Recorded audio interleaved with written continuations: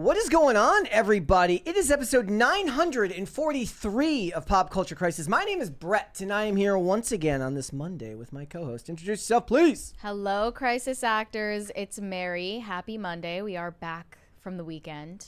What'd you get up to? We went out to eat on Sunday, and on Saturday we did something that people do when they get married. We ran errands. That's what you do.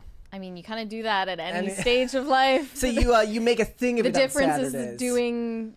I mean, you have like a designated day? Yeah, we try to fit it all into like one day to get it done. So yeah, usually in the weekend it works around like skating for me. Like we're like trying to figure out which day, because I try to get in at least some skating both days, but one of them is like a longer day where I'm gone most of the day.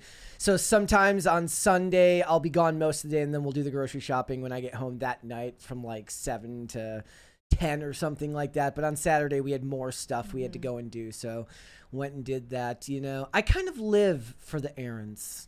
I get very sick of it very fast, but it's like I'm also like, who am I to, like, beggars can't be choosers. I'm the most boring person in the world. I saw this reel the other day. This guy said, like, my mom is always at the bank and the post office, like every day. Like, what is she doing at the bank and the post office? Like, what are you doing there? We actually did that. We went to a mail drop box because we mailed out all of our wedding thank yous. Well, that makes sense. But still, it's like sometimes your mom's at the post office and the bank, and you're just like, that frequently? Like, what are you doing? I mean, I think like our parents probably just did it to get away from us. You think? Yeah, I think my mom was always at the bank in the box. You ever go to the bank and you just want to chat? I don't ever. No. You just go to the bank and you just sit down with someone at BB&T and you just want to talk about your day. I don't have any local life. There are no local, like the bank I have doesn't have any like physical branches in this area. The post office employees usually are quite rude and antisocial, and you walk in and they're like, what, you want to like, why are you, do you want need to like something? you want to mail something? Okay. So we avoid the post office because the last 2 times we were there, we were like, so 2 times ago we had to get our passport photos because I had to get a new passport. That sucks. And like running into people you just don't want to run into, and then you have to have the freaking inane conversation with them. I used to love that when I worked at a place. Yeah. I used to love that. You know, when I worked a traditional like retail job or like something as like when I worked at a gas station, I love that type of discussion because there was exactly like there was a clock on that talk, and both of you understood exactly when it started to go on too long. And then you could just move on about your day. Now, yes, you would get some people, older people usually, who didn't quite get that, but that's endearing. Young people, people my age, they knew exactly how long was too long to be in a conversation with somebody, and then everybody just moved on with their day. For me, I just realized that you don't have to go out of your way to make an interaction feel not awkward. You can just like let it be awkward and no one's gonna die. That's true. But I mean, I'd rather have the conversation be, polite and civil, and hopefully something pleasant hopefully something pleasant for both parties, so they don't leave the conversation being like, oh man, like, okay. So the other day, and I apologize for going off on the side. Given the fact that my job involves me talking for a living, there is just an insurmountable amount of evidence that indicates that I don't really know how to talk at all. Because there are some days where I'm in like an interaction with somebody at a store, and I try to respond, and the words they just don't make it out. Yeah, like the other day, I was like the last 2 times. I'm a frequenter of the dollar store. I love the Dollar General and Dollar Tree. But the point is, it's like leaving, and the guy's like, "Have a nice day," and I'm like, "Yeah." And then I had to like stop and be like, "Have a nice day," and I had to like stop everything I was doing, stop moving, put my bag down, and like make sure the words came out properly. Yeah. That's me, who talks for a living. That's like, rough, man. But he said, "Have a nice day," and you're like, "Ah." It was basically that, yeah. It's not easy, guys. I don't know why you put up with me. I know, this is why whenever you're gone, I'm like, I know you guys aren't here for me because I can't even talk properly when I'm talking to cashiers at stores. I would just like to add, if you have a case of the Mondays, if you in the audience are feeling fatigued, you might want to perk yourself up with a cup of Mary's Ghost Blend, which is currently available on castbrew.com. It's a s'mores flavor with my face on it. Extremely not disturbing thing to display in your home. So highly recommend. Just wanted to mention that before we move on. It's kind of like when you're at a restaurant and the waiter says enjoy your meal and you say you too. And you just want to die. I don't remember the last time that I did something like that. This is where memes are actually therapy because that's happened to me before. But now that you see that, like you've seen it being made into a meme, you know that it's common enough that you're like, okay, I'm just gonna breeze right past it and pretend like it didn't happen. I can't get over you claiming that you never heard a kid in school calling the teacher mommy. That is. First of all, look, I remember that happening so many times. Maybe it's my age, but I have very few recollections of like school in general. Yeah, I guess maybe like, you just blocked it out. Yeah, like I don't have strong... I was so focused on skating most of my time in school. Granted, that was like 6th grade onward, that I don't have any recollections after that of literally anything happening in school ever other than like things that happened after school related to skating. And then before that, I have like no recollections of like... It's all a blur. It's all a blur, bro. You guys don't know what I used to get up to, man. My brain is done. Like that's okay. All right. And maybe that's why I can't talk when I'm talking to cashiers. But let's get going, guys. Given the fact that my job actually is to talk for a living, what you should do is you should hit the like button on this episode and you should subscribe to the channel. If you are new here and you have not subscribed here yet already, there's this great new feature on YouTube. When I end a live stream, it actually tells me how many new people have subscribed to the channel based on, you know, how many people subscribed during the episode. So if that story of me not being able to talk to other human beings like a human being hasn't scared you off already, what you should do is you should subscribe to the channel. That way we can grow and get the show bigger and more people can share it out. The more people that you share it out with, the faster the channel can grow. So thank you guys so much for that. So what are we getting into today? There is a lot of stuff to talk about. Number one, of course, being Keira Knightley. I guess the question is going around. Is she secretly a Maha mommy? Is she one of us? Is she our girl? By that, they mean like she laughs in the face of stupid questions and she doesn't want her kids to use cell phones because your phone is basically a nuclear weapon for your child's brain. I mean, those are dog whistles now. They are That's how insane things have gotten. Those are dog whistles. Alt-right dog whistles. So we're going to talk about that. We're also going to talk about Lily Allen. The personal self-identified humiliation continues as she has released a new song in which she... details... Don't reveal it all, no, okay? In which she details very specific perversions that her ex-husband, David Harbour, was a fan of. I don't know why you'd want it. It's the meme that says, like, the way you'd have to waterboard me to get this out. Like, you know, but women, you know, there's a reason why there's accounts called Women Posting Their L's. They love to share and commiserate around the things that humiliate them. I'm kind of living for the songs, though. Like, if it weren't for the lyrics, I would be listening to the new Lily Allen album because she's a good singer. She's talented.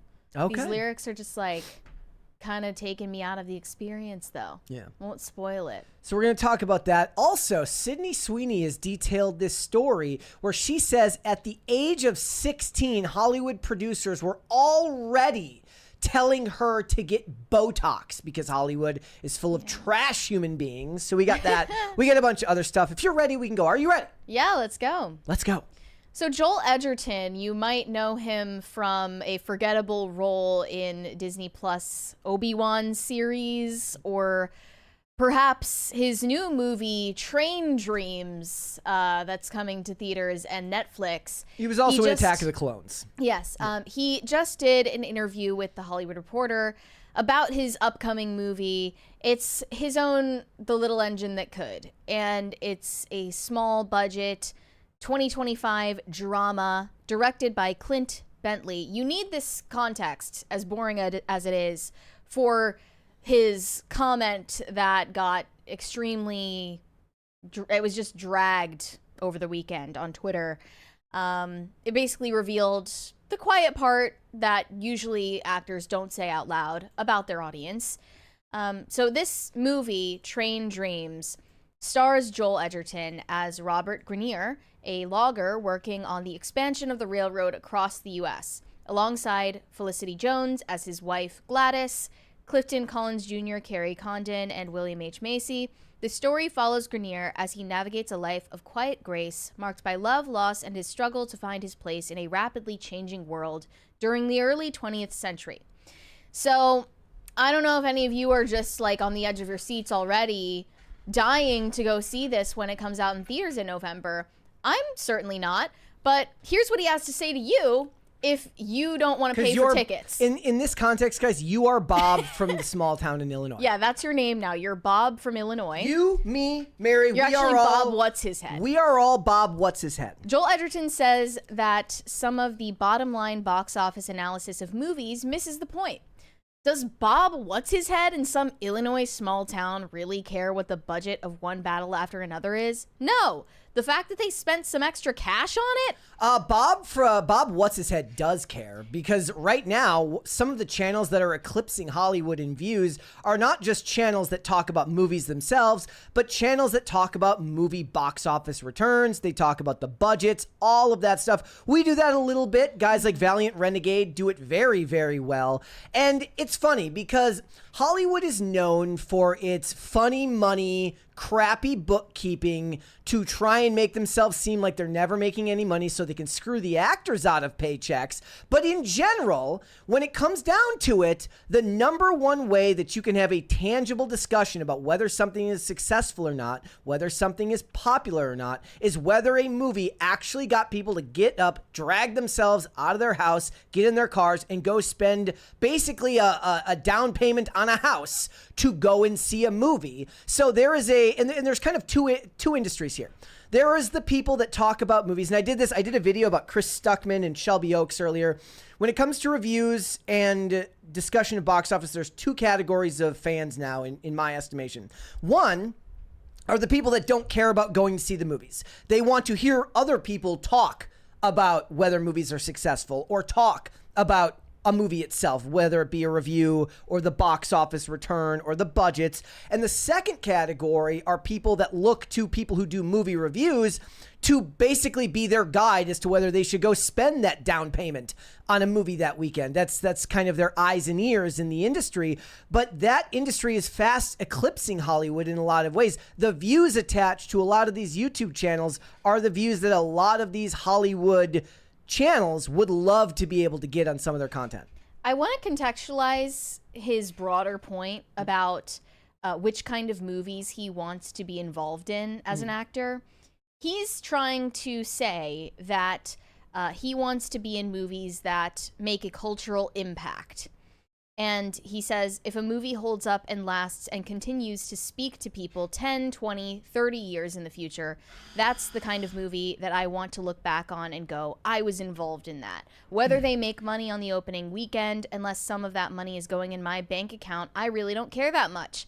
The sentiment is, I want as many people as possible to watch the movies that I do. If that's in the first week, great. But if it's over 15 years, then it's almost more of a compliment to the movie than the box office just going bananas on the first weekend. And then after making his snide comment about Bob What's-His-Head, he says about One Battle After Another, which flopped, by the way, that movie is a success because it's not based on a super IP. It's a big drama that's also funny, dynamic. That's at the cinema. It was the #1 movie at the box office for how many weeks? I don't know, but that's a success in my mind. The fact that they spent some extra cash on it, shrugs.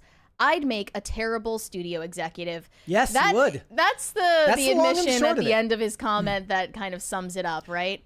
Sinners would be the better example of a movie that was a success at the box office, not based on IP. We have a 20 from The Amazing Fluffable. Normally, I'm just able to catch you all the day after on Spotify, but I love listening while I work. The only way I keep up with pop culture. Thanks for the content, Bert and Murray. Thank you. Well, you're welcome, and thank you for tuning in live.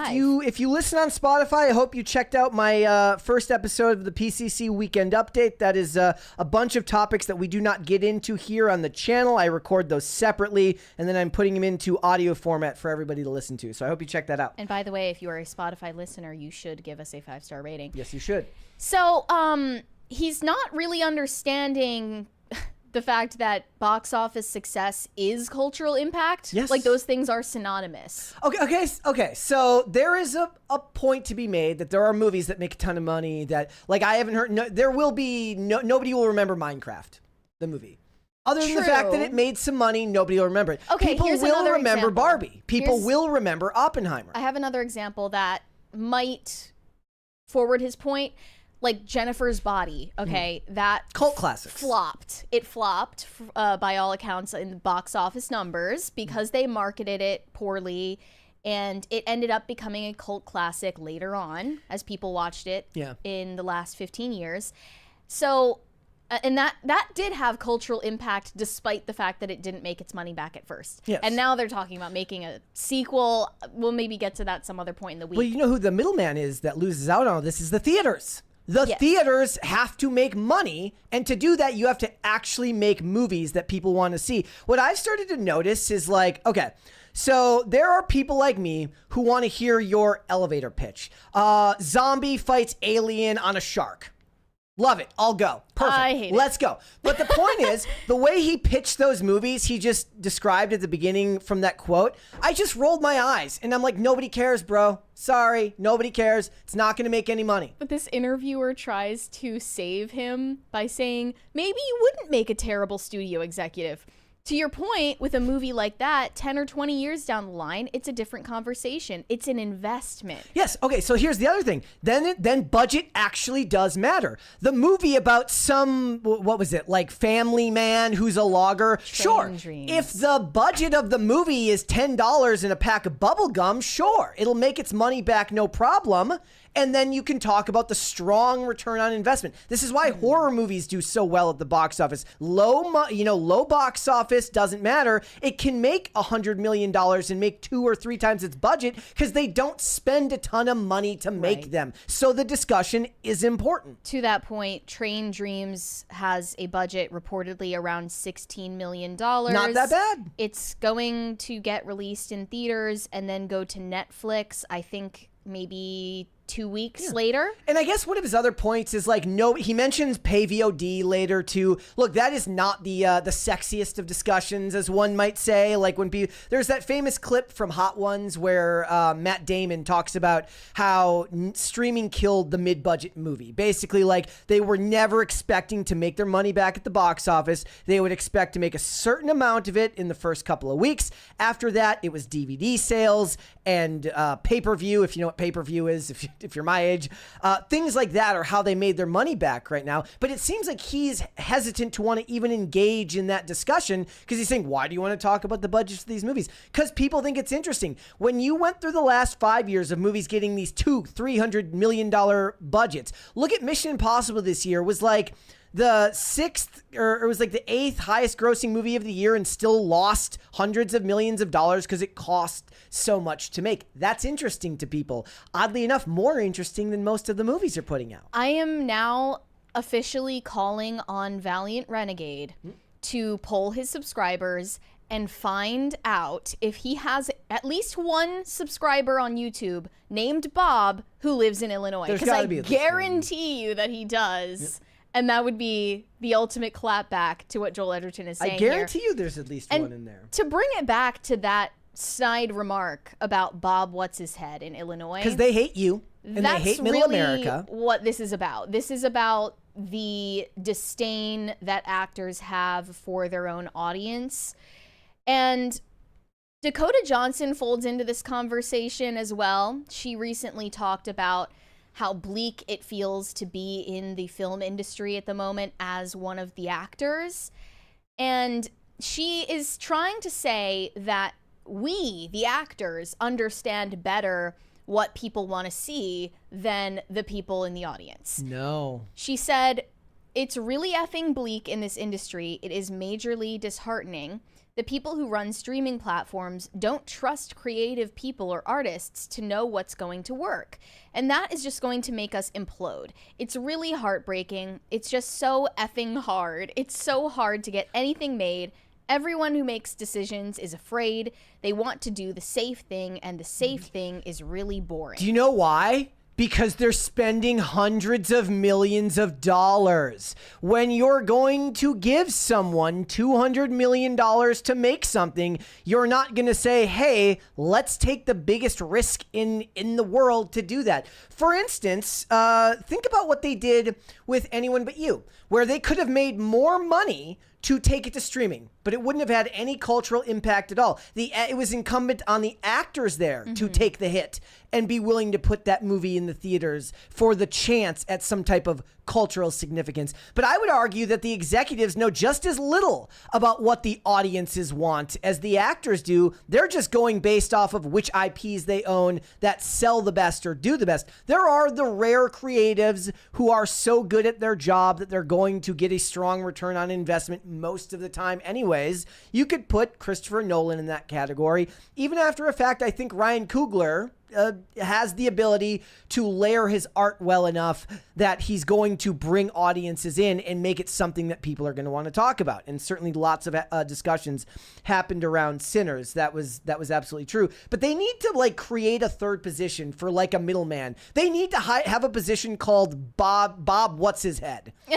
And Bob What's His Head is his whole job is to, and this is what focus groups, I guess, are supposed to do, right? And test screenings are supposed to do, is they're supposed to get the audience involved and figure out what it is that's going to work for them. But think about what they did. One of the reasons why this is such an interesting discussion for people is like after 2020, when COVID happened, and the streaming services started dumping hundreds of millions of dollars just to put anything out there, just content.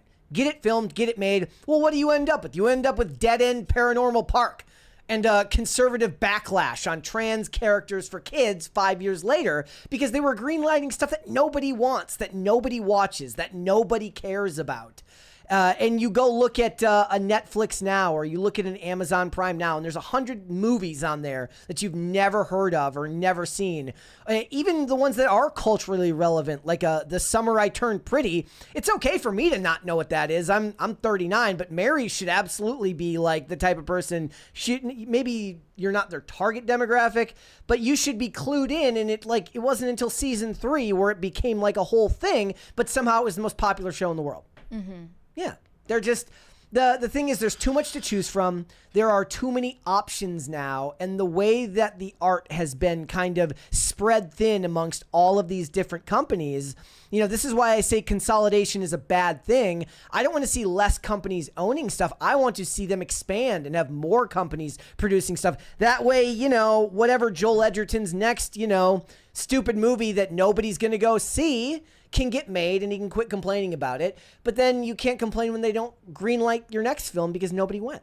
Every time I talk to a quote unquote normal person, a normie, about the things we talk about on this show, I pretty much just hear them say, I watch old stuff. Yeah. I only watch old stuff. They're now. like me. I'm not interested in anything that's coming out in theaters. I watch High Potential. That's the only new thing that I'm watching now. And there have been a couple of things recently that I really, really like. And even the shows that I do like a High Potential, I like because it's made in the vein of something from the 2010s. Like it's in almost every way beat for beat, outside of maybe some stylistic choices, very much akin to a 2010 like dramedy procedural. To what Dakota Johnson was saying, do you think they were taking more risks on creatives back then? No, I think that there was less opportunity, so only the best got to do work. Okay. So like, so in the 2010s, there wasn't 10,000 things being made. So the really, really good creators ended up getting all of the work.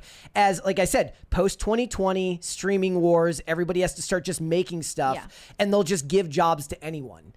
And that's not very interesting. Even the funny thing is I'm going to be doing a video, guys, on like the White Collar reboot possibly being like reinvigorated by the Louvre heist. And I was looking back at like the producers on that show, and all of them went on to be successful. Like all of them went on to do Marvel Netflix, like the good Marvel stuff back in, the 2016, 2017. They all went on to be successful because they were good at their job. Meritocracy mattered. Now they're just throwing work to anyone. And then you wonder why Joe Schmo 32 Electric Boogaloo, who is the Hollywood version of Bob What's-His-Head, can't get his movies done. We have a couple 20s. Not That Jon Stewart said Francis Ford Coppola spent his own money on Megalopolis with a budget of 120 to 130 million. That made 14 million at the box office. I loved that movie, but it flopped. You have to take that approach. Be like, look, every time a studio executive like gets a pitch from an actor, be like, would you spend your own money on it? I have to give Coppola credit for Flopalopolis. At least he believed in himself. I think I saw something that said he was like selling $1 million custom watch because of the failure of the movie. He's like trying to start a Depop side hustle. He's going to start selling his clothes on Poshmark. Right. Pop Culture Junkie said the current business model at some streamers is full of toxic ingredients, resulting in a badly flavored dish. Overly data-driven research to up the ass decision-making, combined with bloated budgets. That's what somebody told me that's literally how Netflix came up with House of Cards. They're like, people liked the original House of Cards. Our data also says people like Kevin Spacey. Let's put the two together and give them a special hug. Well, I mean, actually, I would argue that the show aged beautifully. The Kevin Spacey, at least his season, so much. Yes, that not so much. But ask Dakota Johnson if she would have taken an executive producer role on what was that movie that she was in? I watched it. I literally went to the theaters to watch it. Oh, the one where she's like the dating. Yeah, I don't even remember. She was a dating concierge. Would she have executive produced that movie? I think maybe part of the solution here is getting talent to executive produce. For example, Jenna Ortega executive producing Wednesday. Glenn Powell. Sydney Sweeney executive producing a lot of her own projects, including the Christie biopic that's coming out soon. Again, nobody's going, man. They're not going to go. Nobody's going to go. And again, that movie probably has a much smaller budget. It'll make its money back. I think the problem is he's talking about a genre that's just never going to get the big discussion points. Whatever movies Joel Edgerton is talking about, they're not going to be discussing it anyways because people are going to be talking about whatever Star Wars flop is coming out or whatever Marvel slop is coming out. And movie about a wayward logger, nobody cares. Sorry. Wayward logger. Do we have a 20 there? We have a 20 on Rumble from Uncle Broski. Says, I thought Phil was busy being a father. Why is he in Brandon Herrera's latest video? I think that was probably made before he had a baby. Probably true. Yeah. All right, let's move on then. Okay, so Selena Gomez at a recent summit for powerful women made a comment about how her beauty brand doesn't feature models in their advertising because she wants them to seem relatable, like they could be your best friend. And since then, that's kicked off a gigantic Selena Gomez hate train because she is apparently a hypocrite. She's gotten extensive work done on her face. She's gotten fillers, she's gotten BOTOX, the works. And people are obviously pointing out that she's saying this because she herself is insecure and she's projecting that onto her target demographic. But that's also prompted a lot of conversation about her obsession with her ex, Justin Bieber, and his now wife and the mother of his child, Hailey Bieber, and her competition with Hailey Bieber, who also owns a cosmetics line. She has these two stills in her recent music video that were going extremely viral, where she looks heavily altered. I mean, you can even see her cheekbone is like heavily injected in these stills. It's very obvious that she's been like fighting her natural features for a long time. And that prompted a reply that said, how come in South Korea, every woman with an extra 5K can get effortless hottification surgery on demand? But in the US, you have multimillionaire celebrities going under the knife with a 50-50 chance they'll come out looking like an X-Files monster of the week. And it's a good point. I mean, I'm not like pro plastic surgery by any means, but some people do it better than others. Selena Gomez is an example of what not to do. And I think that's a fair criticism, given that she's the one preaching about normalizing relatable beauty standards. We're allowed to critique her own practice of what she preaches. But amidst all of this backlash that she was receiving for her appearance, Grimes stepped into the ring and started white knighting for Selena Gomez. Grimes, by the way, has also gotten work done. I don't know if she has spoken about it extensively to the public, but here's what she had to say. I've been on the internet for like 48 hours, and despite minor benefits, I might have to leave. Watch this Selena Gomez video. Besides a few weird derp shots that people were able to clip and super misrepresent how she looks extremely beautiful. Is probably one of the most beautiful girls. Imagine what it would feel like if people talked about you this way. Try to imagine the mental fortitude she presumably has. How did we not... I'll just have to interject. Selena Gomez does not have mental fortitude because she's constantly crashing out on social media and taking social media breaks that last about 15 minutes. So that we have evidence to the contrary. How do we not utterly morally castigate someone who has a post like this and it blows up and chooses to keep the clout at the expense of everybody's mental health? How do you think little girls feel reading stuff like this about another woman? This might be vaguely the second generation of women being allowed to be over 30 in entertainment, if you can even count the first generation as anything besides a few outliers. Absolutely insane statement to make. That Selena Gomez, who is, what, 30 years old, she is basically the first generation of women in entertainment who are over 30. Are you kidding me? Mm-hmm. Like, I mean, the list of examples to the contrary is so long, I couldn't go through it right now. But that is such a narrow-minded thing to say, and I can't believe you could really say it in earnest. It's like Jennifer Lawrence saying she was the first female action star.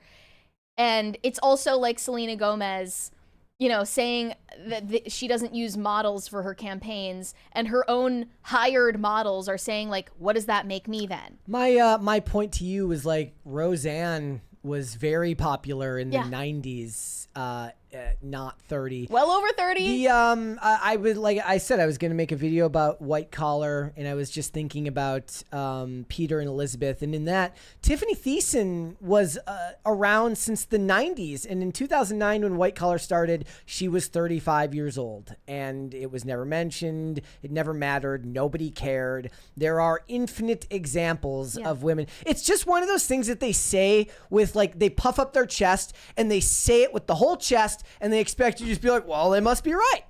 They must be right. And then she continues, it should not be okay to do high school level bullying. Accounts should be suspended for body shaming en masse. This is disturbing, in part because it's not even true if you actually watch the video. I'm not really in the biz of even knowing what celebrities do. I have no context here, but this place is unhealthy as F, and this being socially acceptable behavior is culture death. Not just for the Selena or the writer, but everyone who sees this and engages with this level of dehumanization. So, heavily disagree with the call for censorship on social media. That's an insane thing to say as well. And X is one of the only places you can get away with speaking your mind. Caitlin Olsen was turning 30. She was 29, turning 30 when Always Sunny in Philadelphia started. And she is now, like I said, starring in High Potential. She is 50 years old. I'm just looking through a list that I pulled up earlier of actresses in their over 30 range. Katharine Hepburn, Bette Davis, Vivian Leigh, Joan Crawford, Margot Robbie is another one who comes up a lot. Jennifer I mean, Lawrence. they would say that she's grandmothered in, I suppose, because she was famous before she was 30. I mean, it's just ridiculous to say that, like, in the 90s, we didn't have actresses over 30 or pop stars over 30. It's what's her name from Everything Everywhere All at Once, talking about ageism in Hollywood, despite the fact that she literally gets all the roles. Even, like, daytime television, like Oprah, Ellen. Michelle Yeoh. The examples are just endless. Yes. So that's a ridiculous thing to say. And, I mean, how do you feel about what she's saying about, like, you know, how do you think that young girls feel when they read discourse about, like, women's looks online?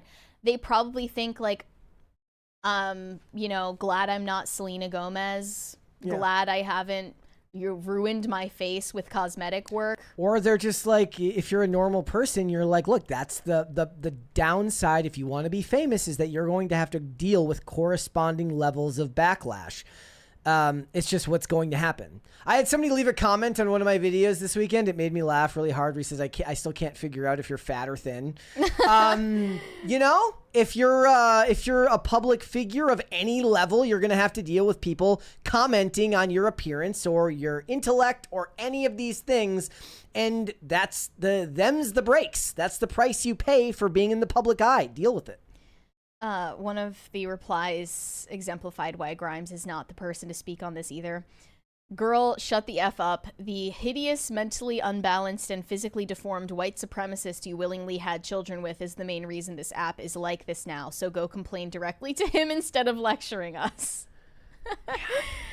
That is true. I mean, your baby daddy did get rid of hate speech censorship on X, so take it up with him, not us. Yeah, I can't with this stuff.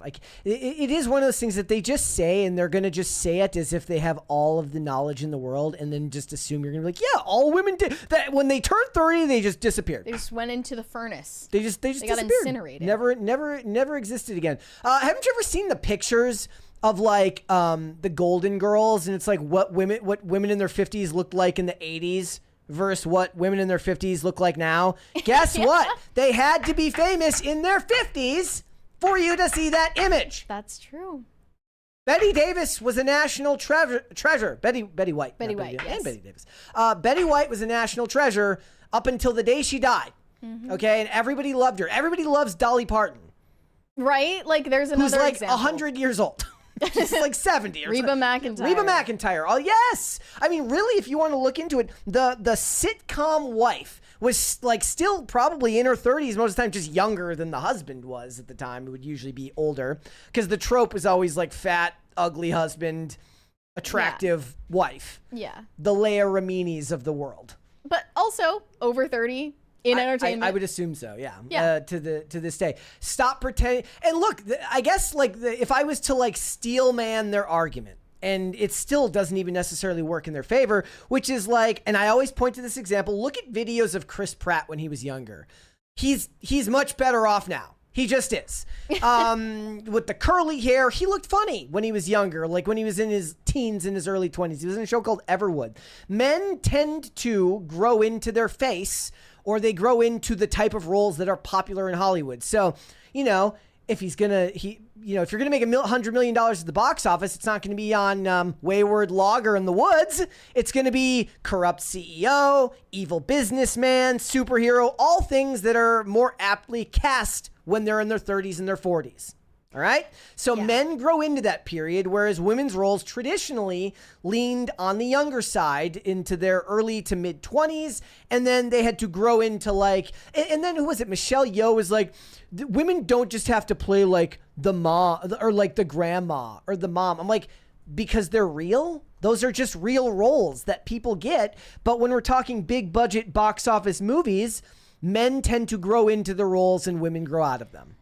But again, it's like I'm just thinking of even more examples now, like Jamie Lee Curtis. Yes. Or Jamie Lee Curtis was famous in the 70s. She's still famous now. Jodie Foster. 70s, or I'm sorry, the 80s. When was the original Halloween? Was that 74? Somebody let me know. I believe so. It was 70s or the 80s. The point being that Jamie Lee Curtis was an icon when she was early 20s, and she's still to this day, to the point now where she's most famous to younger audiences for making Activia commercials.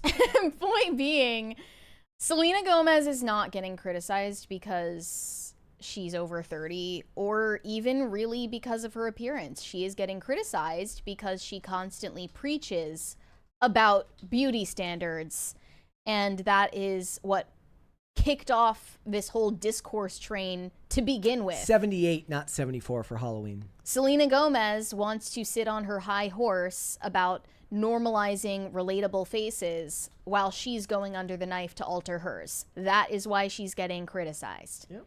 She's also getting criticized because she seems to have an odious personality. Somebody mentioned that Helen also Mirren. can be helped. Somebody mentioned Helen Mirren. Helen Mirren is still all over the place. Glenn Close is still all over the place with Sigourney Kim Kardashian. Weaver. With Kim Kardashian in her weird Hulu lawyer series. We can just go on forever. We could go on for like hours. My first real exposure to Glenn Close was in Damages, and she had to be in her 50s or her 60s when that show came out in 2005. Or even, Patricia Arquette has had a very successful career for decades. I don't know how old she would have been when Medium came out, but that would have been in like the mid 2000s. But the point is, they did not get discarded because they turned 30 or 40 or even 50 or even 60. Exactly. In all of these examples. What they don't like is the idea that, not everybody, they really do just want everybody to sing Kumbaya and get a job, but they'll never admit that they want themselves to get the job first. Yeah. All right. What would you like to see? Cringe or cute of the day? Let's see the cringe first. I'm excited about this one. Mike in the chat says Glenn Close was in The Shield, Brett. Yes, I didn't see The Shield till later. I saw Damages before I saw The Shield, so it's a timeline issue. All right, cringe first? Yeah. All right, here we go. This is a good one. All right. That if you're excited, that's scary. It's not terrible, but yeah. Okay. Here we go. Use virtually. I'm not typically used to seeing like dirty laundry in the background and your refrigerator open. He's in a job interview. Maybe like some. Totally fair point. I mean, let's just say Clayton's keeping it real casual today, right? But I appreciate you rolling with it, and if anything, it's just part of the charm today. So, thanks for being flexible about it.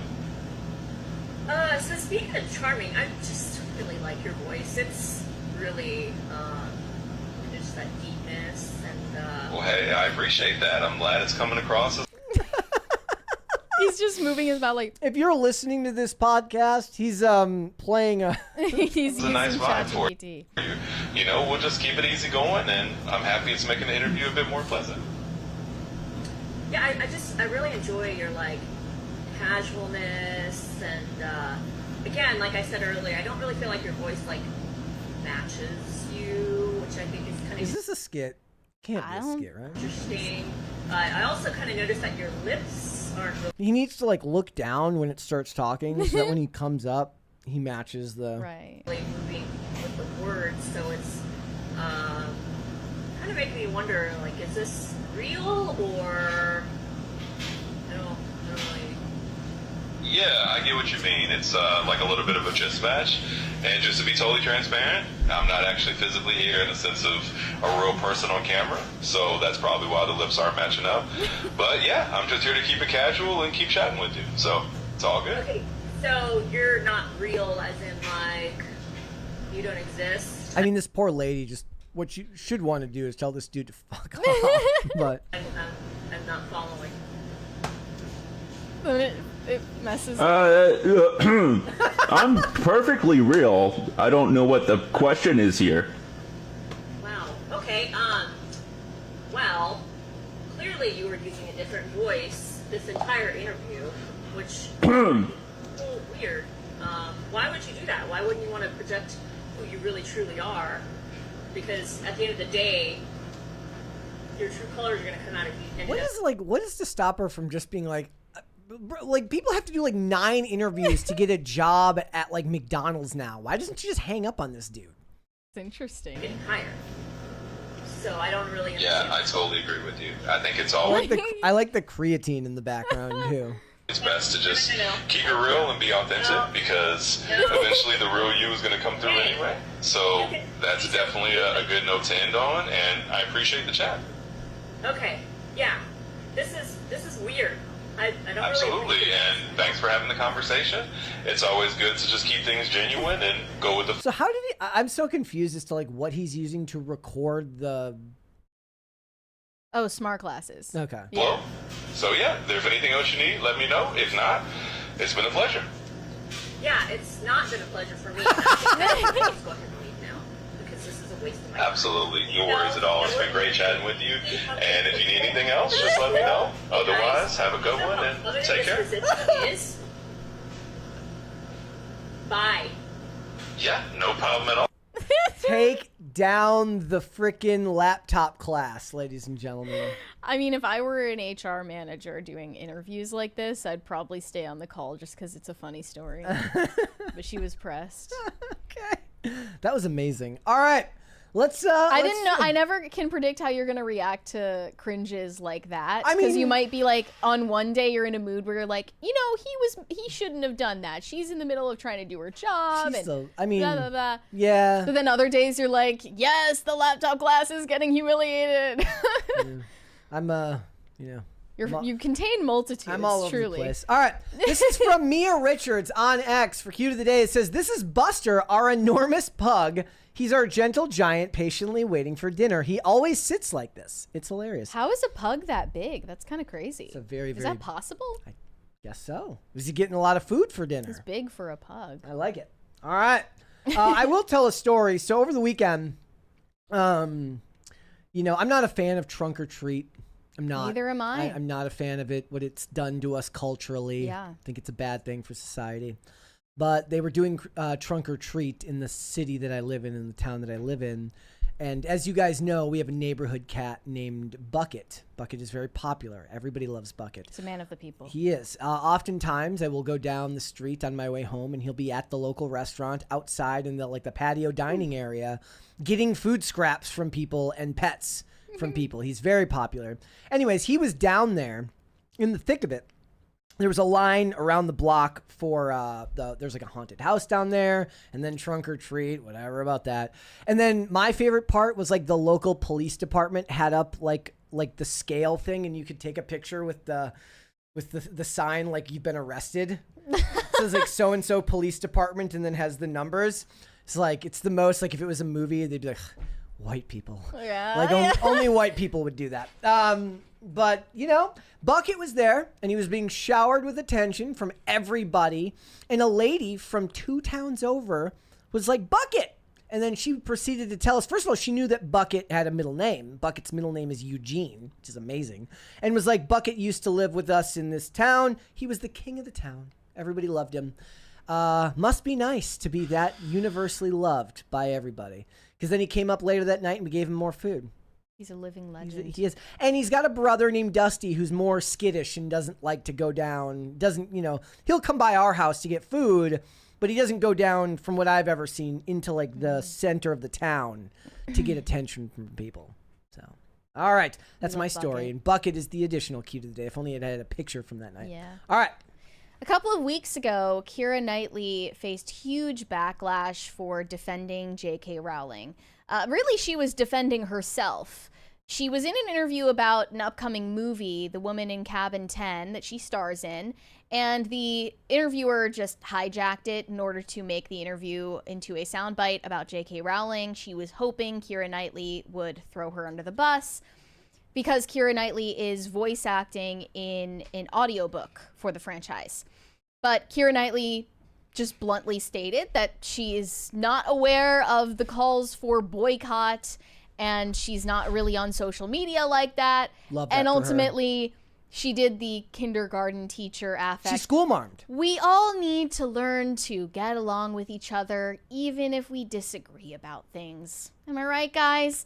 And she kind of just laughed in this person's face and brushed it off expertly. And she was praised by some for this. Others were incensed at her reaction, like, how dare you? You're speaking from a place of privilege. Of course you think that this isn't important because you're not part of this oppressed class. Now, a lot of people saw that interview as a sign that Keira Knightley is secretly based. She's secretly right-leaning in Hollywood, but she's not able to come right out and say that. Bro, this is just what being normal was 20 years ago. I think that more likely she's only based insofar as she rose to fame in the 90s, and that's the culture that she's used to for the majority of her life, and it's only recently, in relative terms, that Hollywood and society in general just went completely crazy off the rails. Another sign that people are pointing out as evidence of Keira Knightley being secretly based, secretly on our side, secretly right-wing, is a recent comment she made about parenting. She says that she bans her kids from social media I actually want to show a clip of her from a recent interview where she explained why she has made this decision for her family. Is that nobody's got the answer. I find it very terrifying because they're unregulated spaces, and I think for children, unregulated spaces are ones that I want to protect them from. So in our house, we've got a no social media thing. They're not allowed on devices. If we can't see what they're looking at, then they're not allowed on them. I don't know if that's right. You know, how long do you think? Because how long can I keep that going? That was what I was going to ask. Because one of the great difficulties that I always find is peer pressure, and I completely get that for you. And there's far less about me on the internet than there is about you. But you kind of don't necessarily want them going to those places. But then when the peers start to say, "Well, why aren't you on this thing?" Yeah, I mean, we haven't had that yet. I mean, I think we're at one of the schools that is doing that. What is it? Social media free childhood. Oh, where the parents all do the same thing. Where the parents mostly all do the same thing. So I think most of the parents in the school, there was a big push. Know that there's somebody that's not doing it and they're talking shit behind their back. And most of us are in agreement that that's the way forward that we want to go. But obviously not everybody, because it is an issue that divides lots of people. So you try and kind of go, okay, at this play date, what are you going to see? What are you not going to see? You know, and I think it's great to have a group of parents where you can be open and you can have those conversations, and that's what you hope. But obviously that's not the case everywhere. I think that is the case at our school more in that particular year group. But I think, again, it could change from year group to year group. I would love it if some regulation came in so it wasn't all put on the parents, though. I think the answer is... So the usual clapbacks to parents who say that they don't let their kids use social media include, well, what if they don't fit in with the other kids? And all the other kids are saying 6'7", and your kid gets bullied because he doesn't know what 6'7" means. Which is a ridiculous thing to say. And her workaround there is that she simply doesn't have her kids socializing with chronically online kids. Her kids she has 2 daughters. One is 10 and the other is 7. And she thankfully has made this decision to protect them from social media brain rot. I don't think that she's saying this from a place of privilege. I think anyone can make this decision, not just celebrities. Maybe the question of whether you can put them in a special school that's for social media free households is a different thing. But in general, everyone can have a social media free child. This is accessible to anyone in society. They don't agree with the idea that you want to get the government involved in that. Personally, but that's just me. I don't think regulation is the answer. I think that incentivizes an even more like distracted and disconnected household.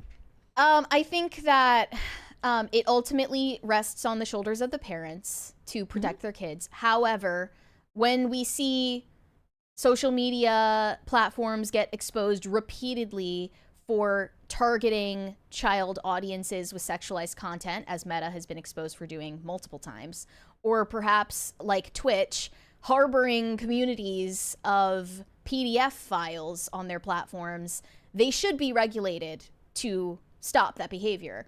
Now, here, the most ridiculous clapback to what she said is that this is somehow a right-wing dog whistle. The idea that you wouldn't let your kid have a TikTok account is a right-wing dog whistle.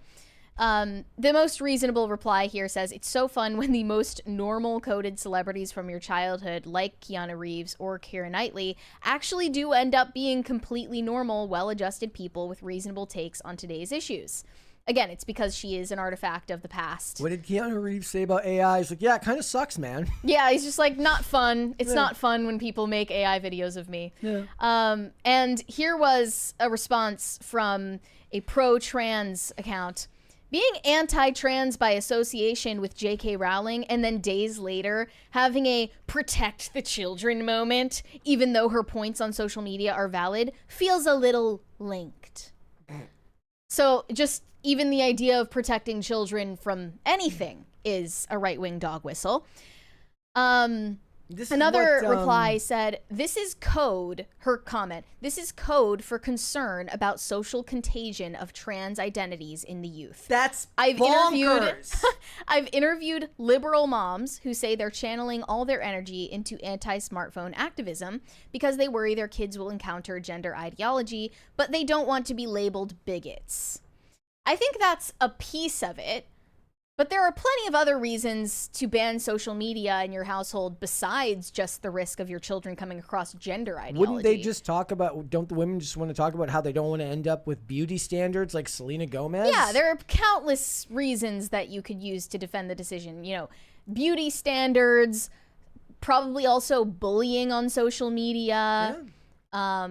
Or you end up being that mom who bullied her own daughter on social media. Cognitive impairment. Celebrity idol worship. Yeah, you don't want to end up like me where you have like the attention span of a freaking gnat. Yeah, it shortens the attention span. That's true, guys. Like porn. Don't be like me. Porn don't have the tiny attention is span. Another thing. Predators on social media coming after children. I mean, there are so many reasons to not let your kid have social media that have nothing to do with anything that should be politically divisive. So I don't think this is as much code as they think it is. And here were a few replies about Keira Knightley actually using this to signal her social status and her wealth. Tech-free private schools and abstaining from tech will be a new class signifier, like eating healthy and being in shape.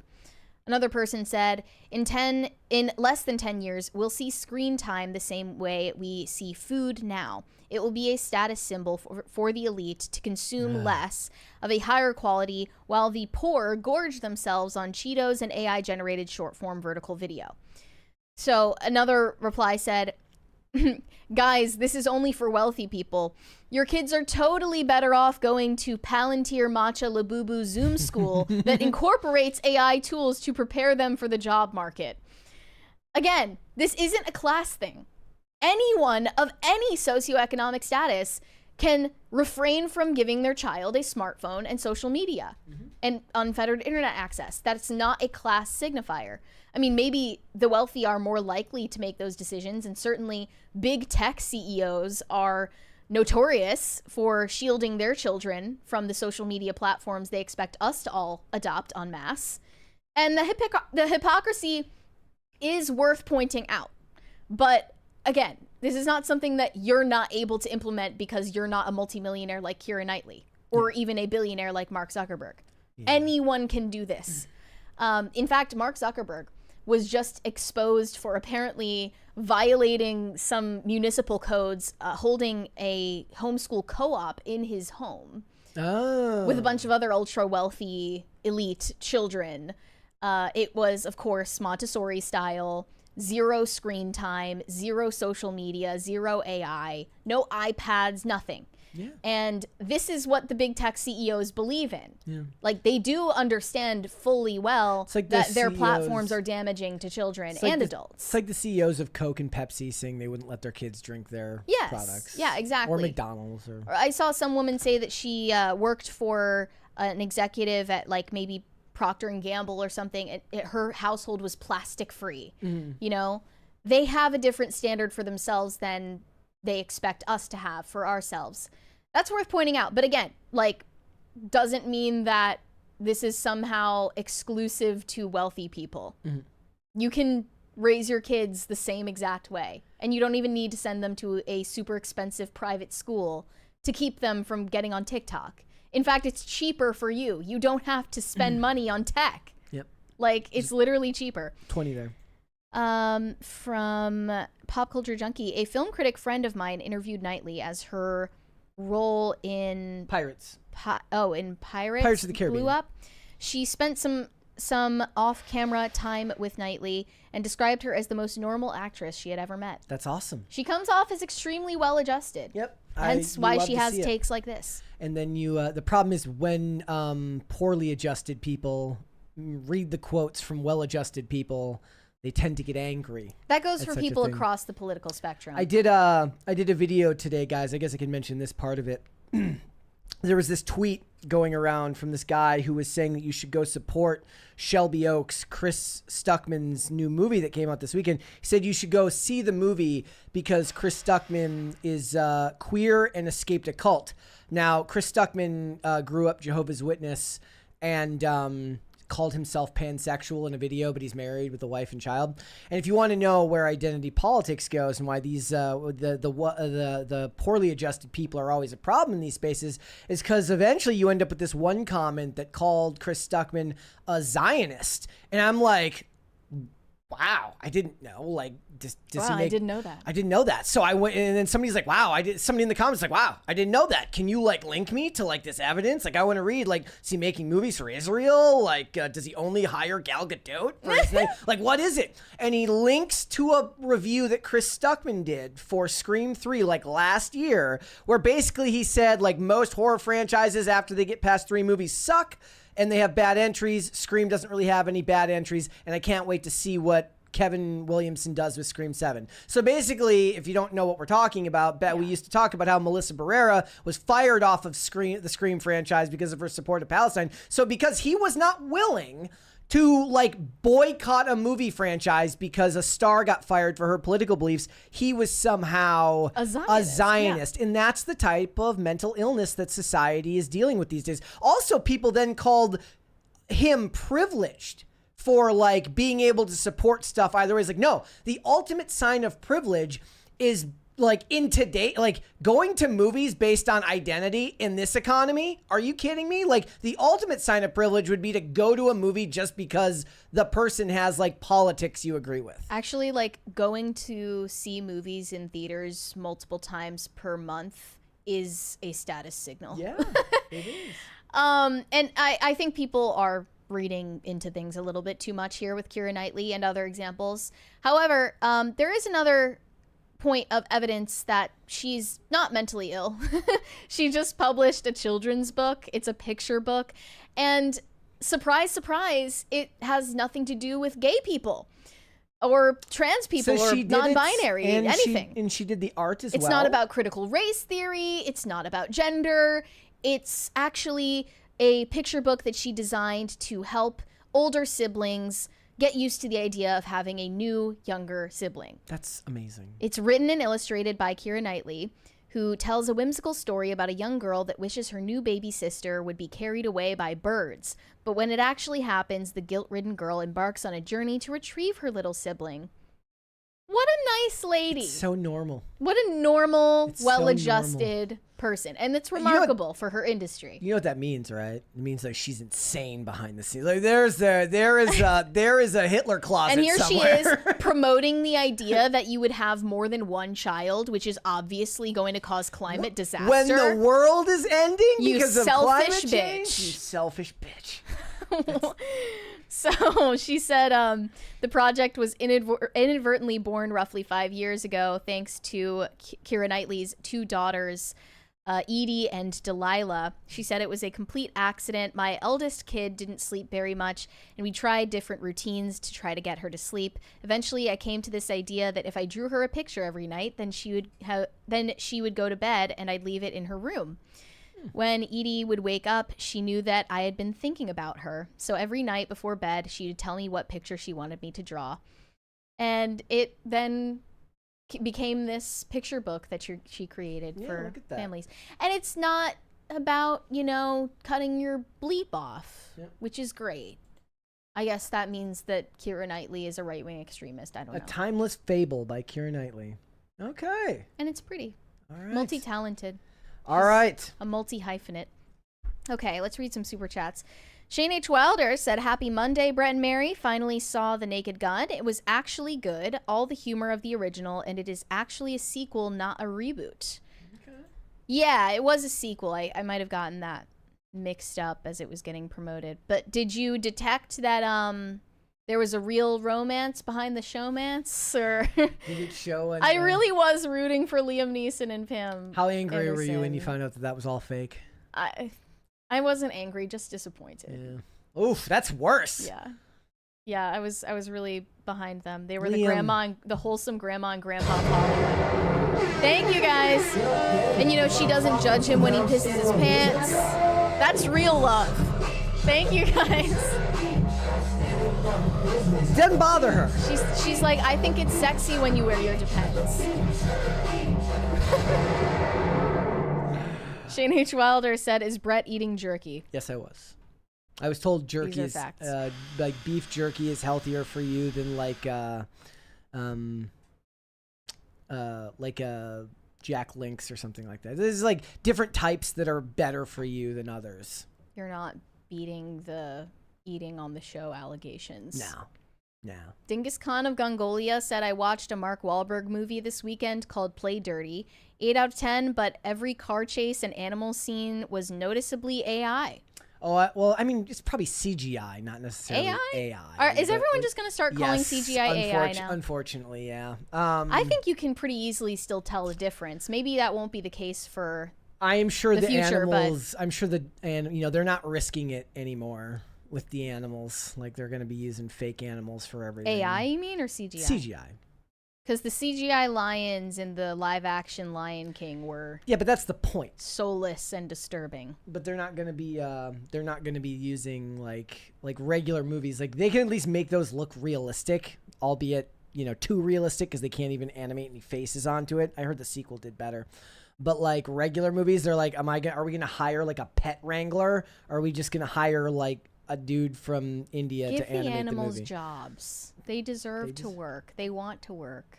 I'll never get over that photo of Kristen Stewart petting Taylor Lautner on the head in his mocap suit.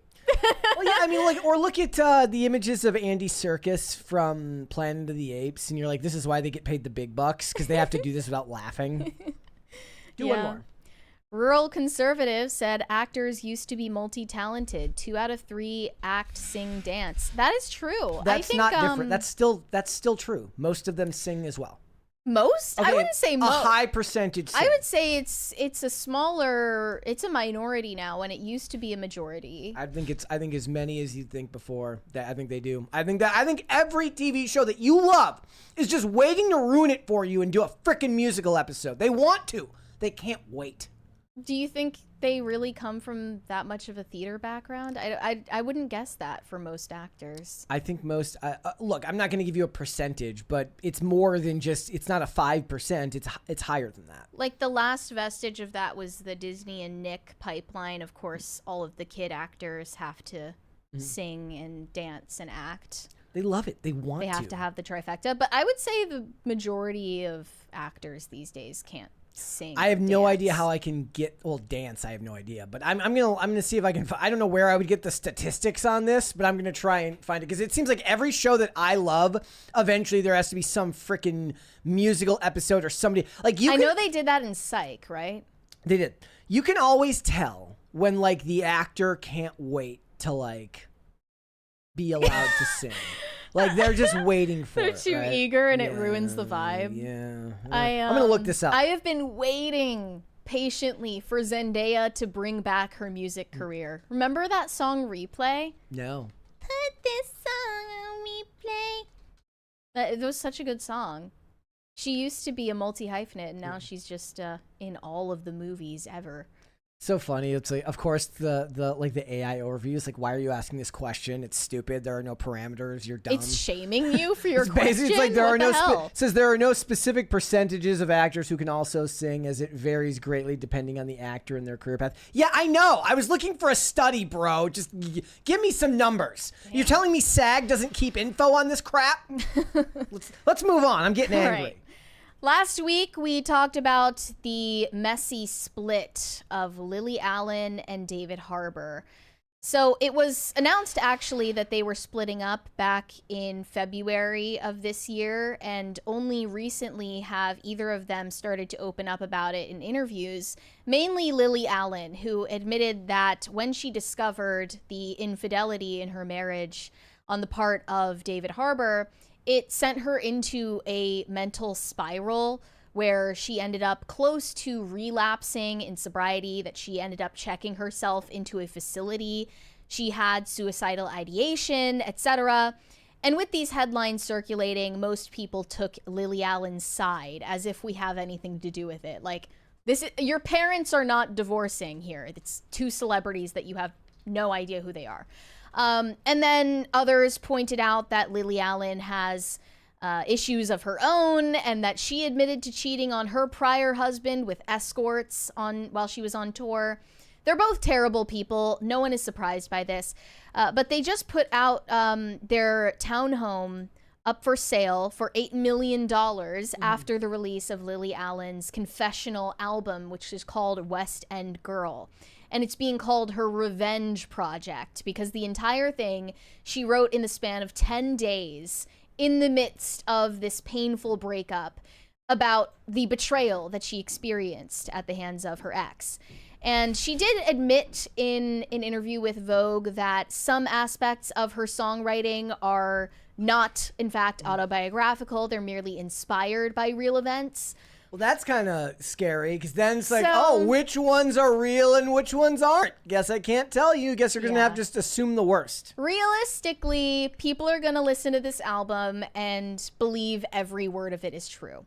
And there are several songs on the album that are getting posted right now as evidence of David Harbour's misconduct in their relationship. She looks like she'd be Jessie J's less funny sister.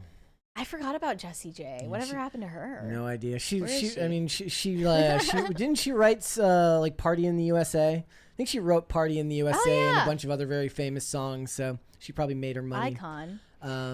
But she looks like the less like her and Jessie J were sisters, and like one was more popular than the other. So the song on this new album that's getting the most attention right now, I kid you not, is called. Should I just say it? Should I just say the word? It's called Pussy Palace. That's what the song is called, okay?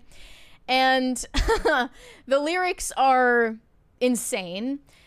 She said in the song, "Don't come home, I don't want you in my bed. Go to the apartment in the West Village instead.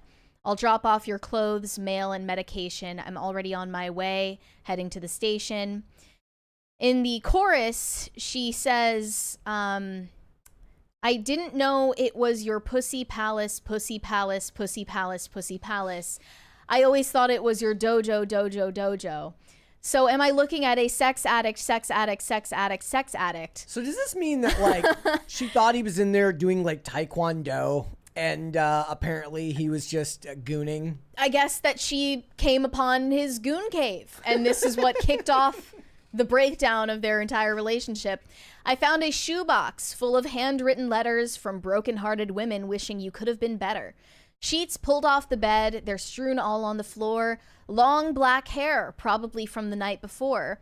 Can't be hers because her hair is, she's got a bob. And this is crazy. "Dwayne Reed bag with the handles tied." This is, I didn't know, it's a pharmacy. So basically, he was buying sex toys at CVS. "Sex toys, butt plugs, lube inside." Not even from a local store. Like he's not even shopping local. He's going to like a chain outlet. He doesn't even support his local economy. With his whole government name and everything. Yeah. "Hundreds of Trojans, you're so effing broken. How'd I get caught up in your double life?" And then she goes back to the chorus about this pussy palace, which is more accurately termed his goon cave. And there are more lyrics from a different song that are getting circulated. "You showed me a photo on Instagram. It was how you grabbed your phone right back out of my hands. So I read your text and now I regret it. I can't get my head around how you've been playing tennis. If it was just sex, I wouldn't be jealous. You won't play with me. And who's Madeline?" I guess this is his side piece. Is like the problem here. I'm sorry, but is the problem here that the imagery is too visceral and it's not like artistic enough? It's too grounded in 2025. It's too on the nose. And this other song says, "I got a lot of information now I can't even process, so I wrote an email and I told you what I saw. Then you came up to the bedroom and you made it all my fault. You moved the goalposts, you've broken the rules. I tried to accommodate, but you took me for a fool. How long has it been going on? Is it just sex or is there emotion? He told me it would stay in hotel rooms, never out in the open. Why would I trust anything that comes out of his mouth? Oh, why would I trust anything that comes out of his mouth?" Yeah. And it's basically all about how she ignored all the red flags. I mean, they got married in Vegas after meeting on a celebrity dating app called Raya. So, you know, you could say that was a sign that this wouldn't last very long. And in another song, she is talking about how she got a lead role in a play on London's West End, which is a huge deal for her career. And that is actually currently playing in London. It's called 222, a ghost story or something. Okay. Anyway, she wrote this song about when she received the news, and she told him about getting the role. And he said, later in the evening, you said, "How was my day?" I said, "I got some good news. I got the lead in a play." That's when your demeanor started to change. You said that I'd have to audition. I said, "You're deranged." And this leads me to a note that he wrote her about her role in the play back in 2021 that for some reason she felt was a good idea to post. He wrote to her, "My ambitious wife, these are bad luck flowers, because if you get reviewed well in this play, you'll get all kinds of awards and I'll be miserable. Signed, your loving husband." Is this just, look, it's almost too ridiculous Yikes, to believe that this isn't some type of inside joke. It's giving Kristen Bell and Dax Shepard, yes. where they're threatening to kill each other. Like, it's, I and don't, they I don't think it's believe, a joke. I don't believe for a second that he did this in malice. This is like this is their humor between the two of them. No, his cheating says more about the content of his Yes, character it than does. the note that he wrote her about her, like him nobody- being you're not jealous gonna- of her career. You're not gonna tell me that a guy, maybe I'm wrong, but he's extremely successful. He's ridiculously He has successful. no reason to feel threatened He is by the his more wife. he is the more famous of the two. By far, yeah. By far. Like, he just is. And I don't buy it. I believe that he's a shitty person, judging by the Dwayne Reed bag. Dwayne Reed should start releasing their own version of like an actual purse bet. They should have their own Birkin. Album. They have their own Birkin. Yeah. Yeah. Yeah. Bro is just out here with his face showing, being an A-list celebrity. Yeah. Buying butt plugs at CVS. Like, what? Not even shopping local. Like I said, he's not even going to like the local sex shop. Maybe that part was fictional. Maybe I'm misinterpreting it. But that also, leads us to... Did you see that Kristen Bell like skipped some like interview? Like yeah. Because of like the backlash. She's in hiding. Yeah. Because people are accusing her husband of abusing her. Because he joked about killing her on their anniversary. Anyway, that leads us to, suitably, the homicide allegations against David Harbour. Yeah. I didn't know anything about this until people were resurfacing the headline. I had never heard of this. But 10 years ago, this was, back when Stranger Things was taking off. It was the Obama administration. It was a different country. But 10 years ago, a woman mysteriously jumped to her death out of David Harbour's apartment in Manhattan. And it was reported at the time as a terrible tragedy. She was 29.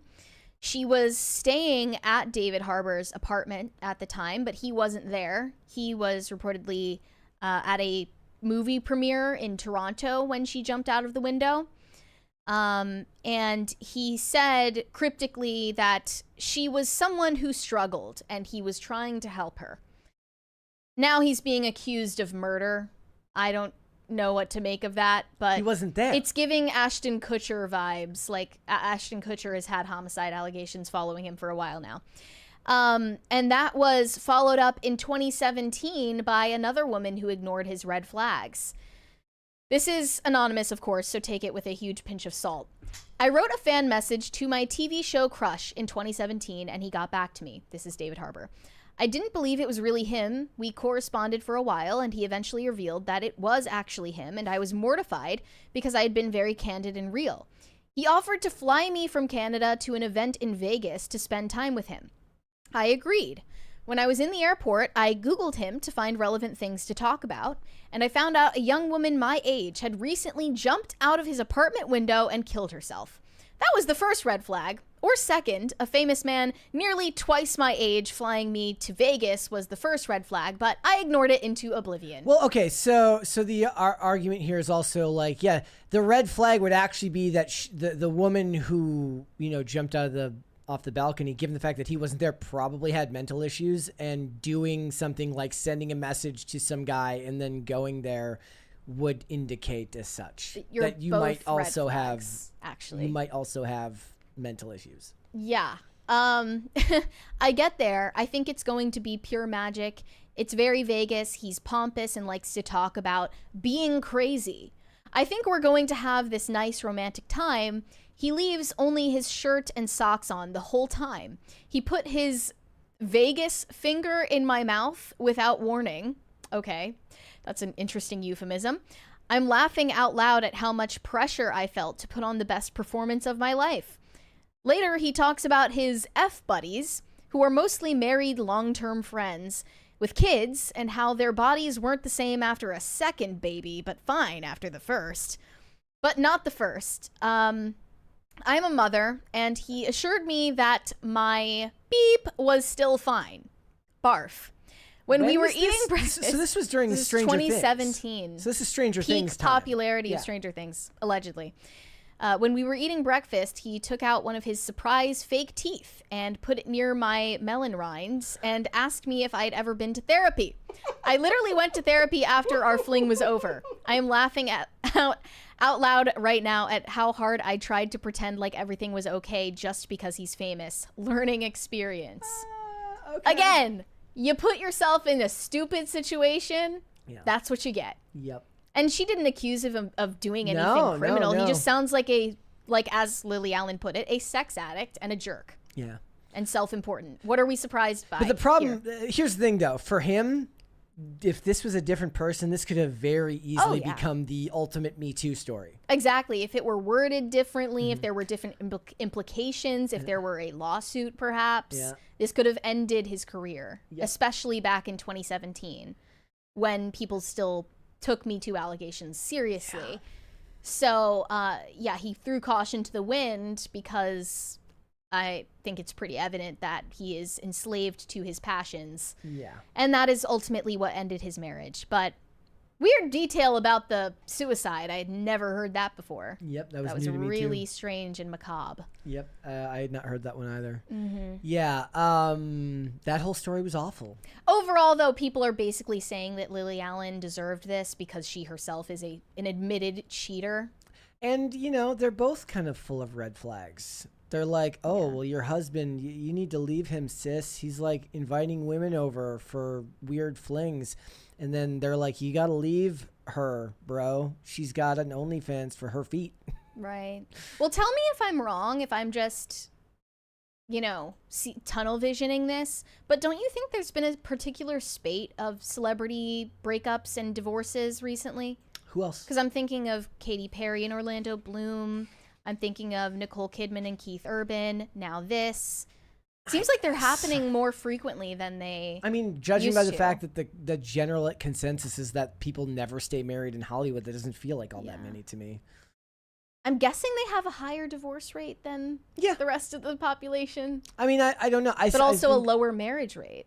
Yeah. But when they do get married, it has an even a lower chance of surviving. I have seen, because, being the IMDb-er that I am, like if it's 2 or 3 marriages, the second one, like if it's 2 marriages, the second one usually lasts a hell of a lot longer than the first one. Wait. Look, I have no data to back this up other than anecdotal evidence. I want to see if second marriages last longer. They probably do because you're older at that point. It's just more of a hassle to get divorced twice.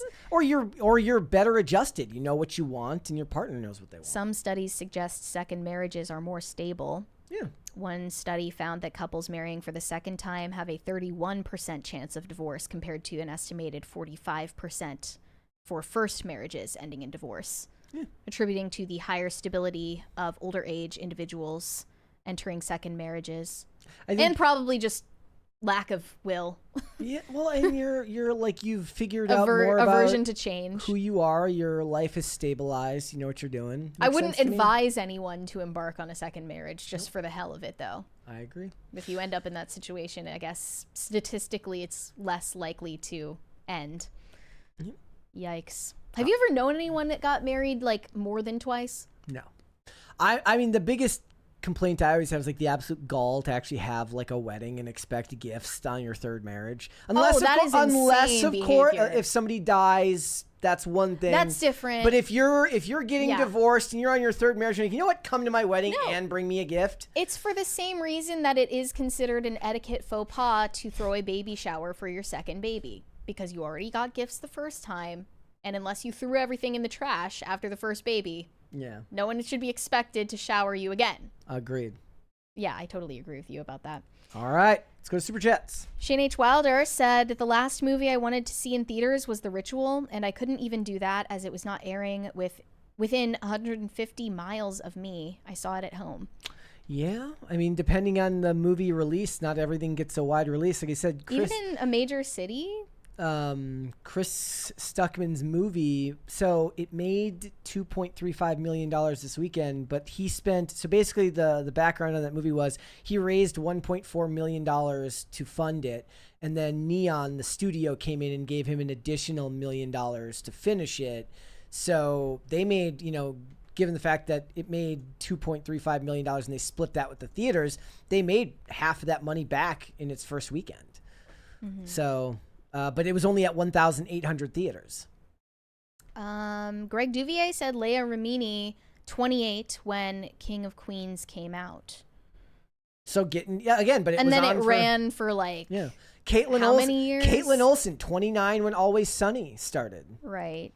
And Kevin James, I just looked up. He was 33 when King of Queens came out. All those women, just like 29, they get the job. They're like, oh, thank God. I'm home free. That was about to be it for me. Yeah, that's quite ridiculous.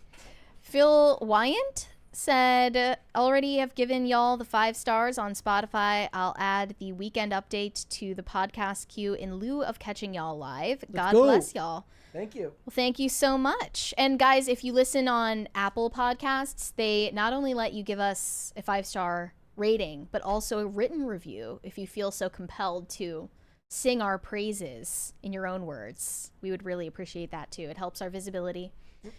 Eric said, happy Monday. Happy Monday. And a happy Monday to you as well. Yeah. Do one more. Junie said, recently saw Glenn Close in Fatal Attraction, and she gave me nightmares. She was 39 in that movie, too. Best role, though, was Cruella de Vil.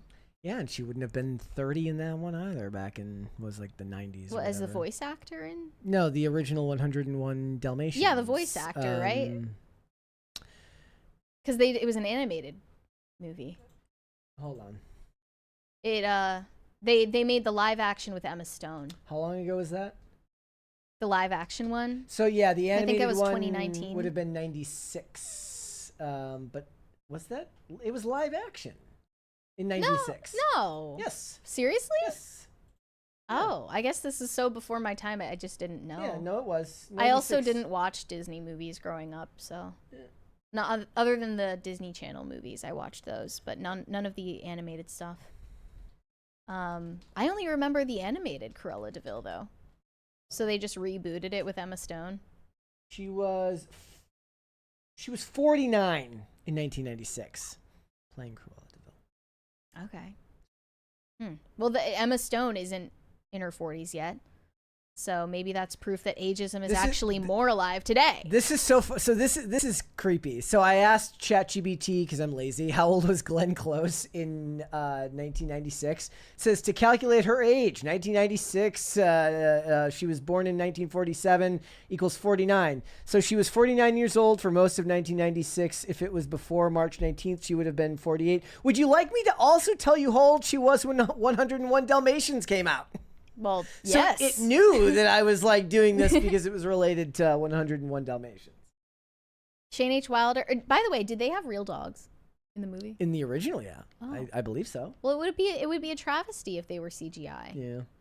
Yeah. Shane H. Wilder said, not giving smartphones and social media is for the rich. Have these tards seen the price of a phone? It's cheaper to not give them devices. I've been saying. And then when they have a smartphone, they're looking at like hype beasts and streamers who are flashing their wealth, and it makes them want even more consumer goods. Yeah. It's better to just cut it off at the source. Let's hold off on the rest and we will come back. Okay. Let's move on. Sydney Sweeney just unveiled a new look, and I have to say I'm not a big fan. I just wanted to start off this topic by showing you her new F-ass bob that she's sporting at the premiere of Christy. This is the Christy Martin biopic in which she stars as this iconic female boxer. She's just, this hair is not good for anyone. Not trying to hate on Sydney Sweeney. I am hating on the hairstyle though. No woman looks better with a bob. I'm just gonna put it out there. If you disagree, please argue to the contrary. But every woman looks better with longer hair. No, I mean, you can be attractive and get a bob or a pixie cut and you can look attractive after, but that's the exception, not the rule. And you're gonna look better with long hair. I was actually, I think Neve Campbell in Scream 2 with the hair that was to here. I do think it was better. You think she looks better with that than with long hair? It might have been more just because of the time of the year. And I might be thinking more of like the still images rather than what it looked like in motion, if that makes sense. And in real life, I'm sure. Yes.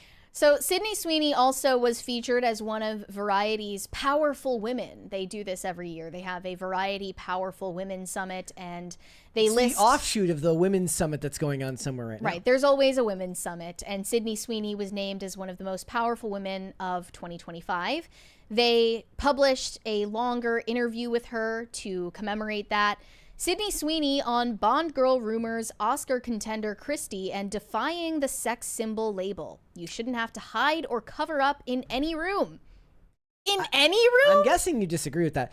In any room? That's a big statement. Any room? You shouldn't have to cover up in a church? She is becoming, this is leaning into the feminism of sex positive feminism, which is like, I should be able to dress however I want, whenever I want. And the reality of the world should have no should have no impact on me. Yeah, that's insane. When it comes to the idea of her as a Bond girl. We'll get to that later. But I mean, just the thing is, the backlash against sex symbols is literally what gives sex symbols their power. So for her to say that is just, I don't know. I find that to be a very stupid statement. But anyway, here's the part that stood out to me the most. There's a lot of discourse about actresses in their 20s who are getting extensive work done on their faces, Selena Gomez included. And Sydney Sweeney has been no exception to that discourse. A lot of people have suspected that she has work done, that she has fillers or BOTOX or plastic surgery. There's a poll I just put up, Sydney Sweeney with an FS bob, good or bad? Yeah, I want to know, what's the verdict? And they addressed the pressure that actresses in their 20s face to get work done in Hollywood. She says that this was even true in her teen years when she was not yet mainstream and she was still going to auditions frequently. Good genes notwithstanding, Sydney Sweeney never skated through an audition back when she was a rural Idaho teen trying to break into Hollywood. She said, I have very strong eyebrow muscles, and I had someone tell me to fix my face or else I'm not going to make it, that I should get BOTOX. I was 16. They were telling a 16-year-old to get BOTOX in an audition. This is the 16-year-old part. The 16-year-old part I disavow, and I think that's extremely damaging to tell a child because they're not adult. But when it comes to like them telling adults like to get work done, I don't mean to sound callous, but most of the time these are people that know the harsh reality of the industry they work in and they're giving you advice. And the ones that prove them wrong doesn't disprove the general rule of the industry. Okay, but I'll say... But you should not be telling children that. Telling an actor to get BOTOX is always bad advice.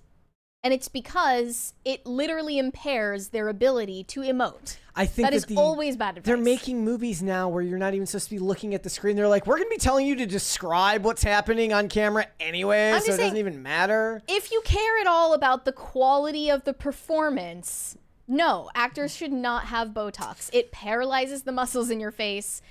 It's self-explanatory that that's bad for their job.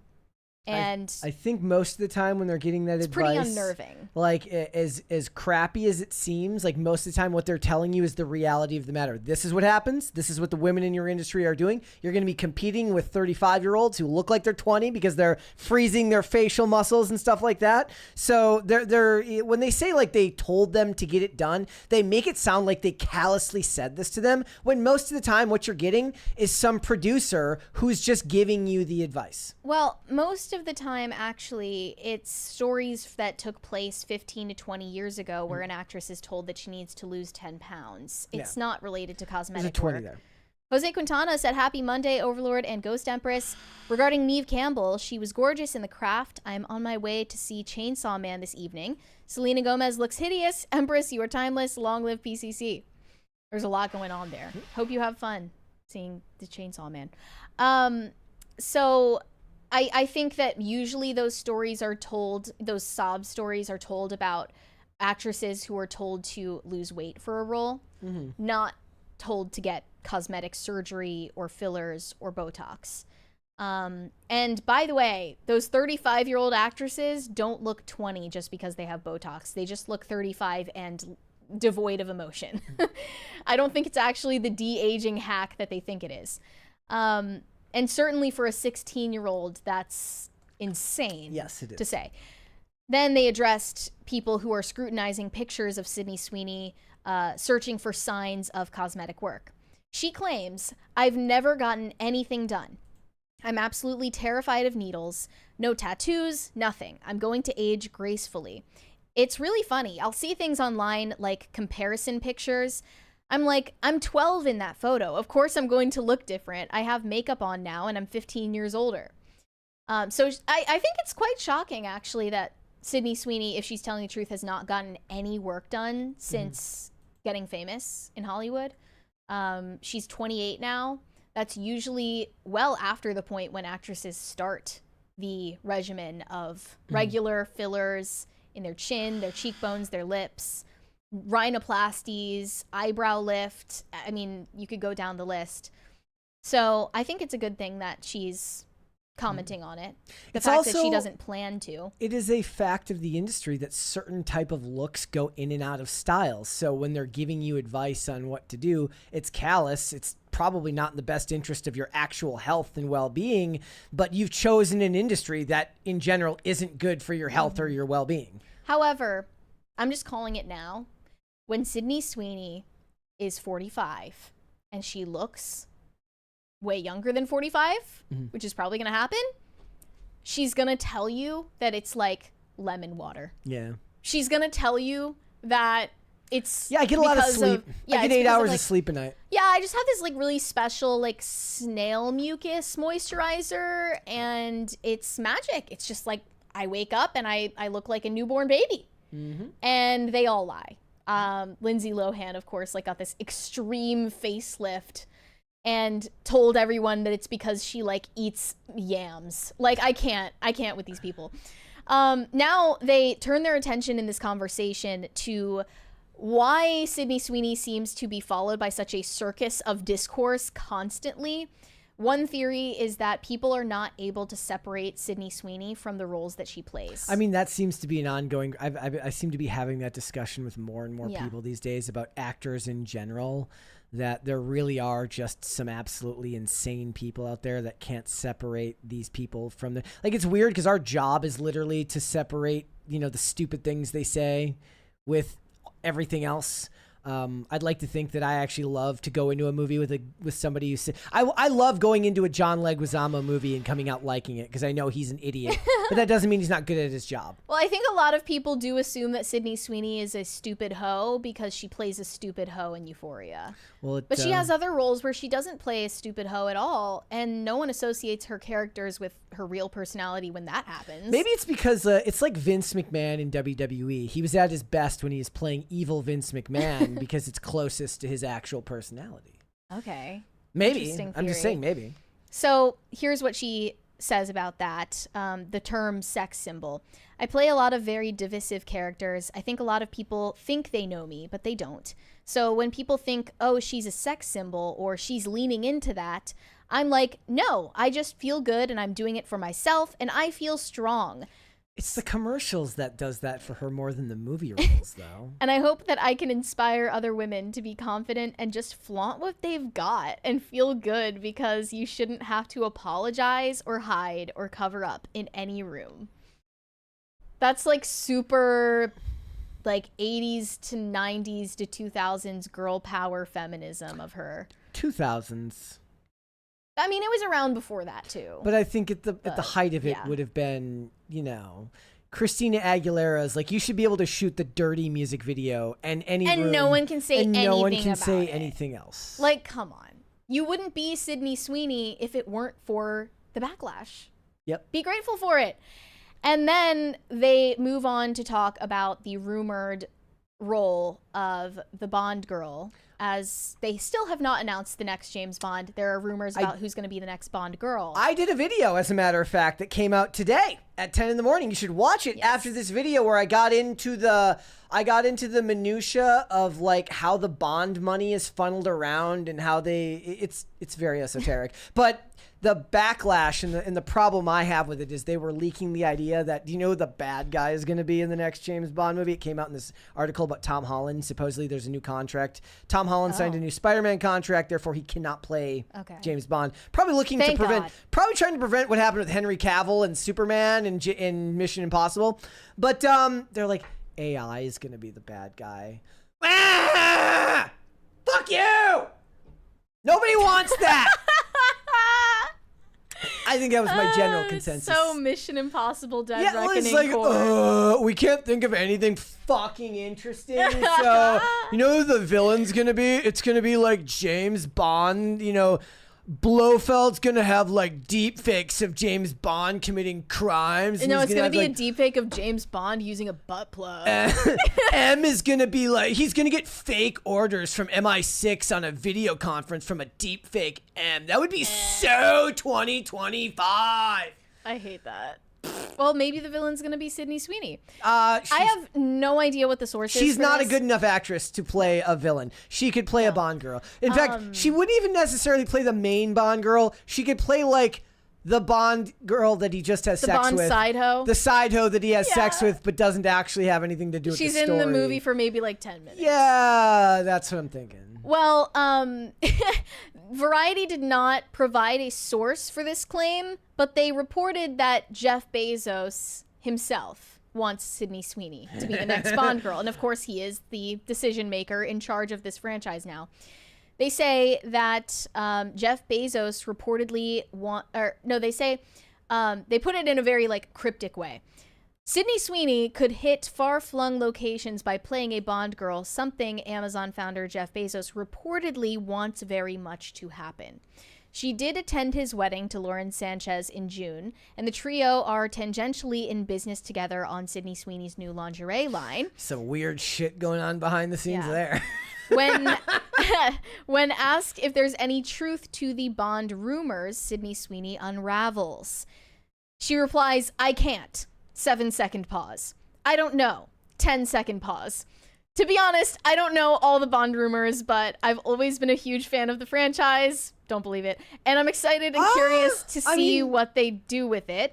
Given the fact that she's clearly always wanted to be involved in Hollywood, and she played a lot of, like you said, she was in MMA before. Like, she seems to have enjoyed a lot of male-centric hobbies. Okay. So I can actually believe that she liked James Bond more so than I would believe like Zendaya being like, "Oh yeah, I love James Bond. I always wanted to be a Bond girl." I don't believe that. But I could believe Sydney Sweeney, especially given the fact that she does lean into the idea of being a sex symbol in the way that classic Bond girls did.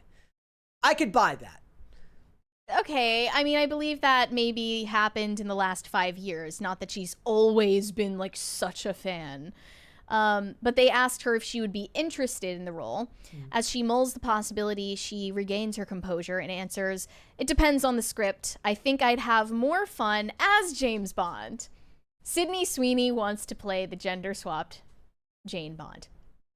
Confirmed. Well, that's the worst thing she's ever said. And Jeff Bezos is going to give her what she wants. Yep. Jamie Bond. Yeah. Janelle Bond. Then they get into her new biopic of Christy Martin, the female boxer. I didn't know this about the story, but apparently Christy Martin had an abusive husband. And it was this interesting juxtaposition between her being a fighter in the ring, and that being her profession. And then when she's in the privacy of her own home, she is the victim, and she is not able to fight back. So Sydney Sweeney in this role, is being like praised. There's like Oscar buzz. There was a huge standing ovation at Venice, I believe, or maybe TIFF. By the way, you can tell how good a movie is by like working in reverse. If a movie gets a 15-minute standing ovation, it's dog shit. Because everyone's just like peer pressuring. The longer the standing ovation, the better chances that the movie is absolute ass. By the way, I'm just going to push back on these people trying to bully me in the chat who are using Denise Richards as a Bond girl as an example of why Sydney Sweeney could be a great Bond girl. The point is, though, is that Denise Richards as Dr. Christmas Jones, the most unrealistic nuclear physicist in the history of the world, is still dunked on today. So your point makes no sense because most people, unless you're me and you're just being a contrarian, they don't actually like that. They think she was bad in the role. So, you know, checkmate. Checkmate, bro. Well, regarding... Owned with facts and logic. Regarding the Christy Martin story. Yes, continue. Oh, also somebody... So you were saying earlier that you read something where it's like, she did MMA when she was a kid. She started training. Oh, yeah. Because they said she was doing jujitsu. She was doing all sorts of different martial arts disciplines when she was younger. The director of Christy said that he was impressed that she was like a competitive MMA fighter from the age of 12. And you're just like, what?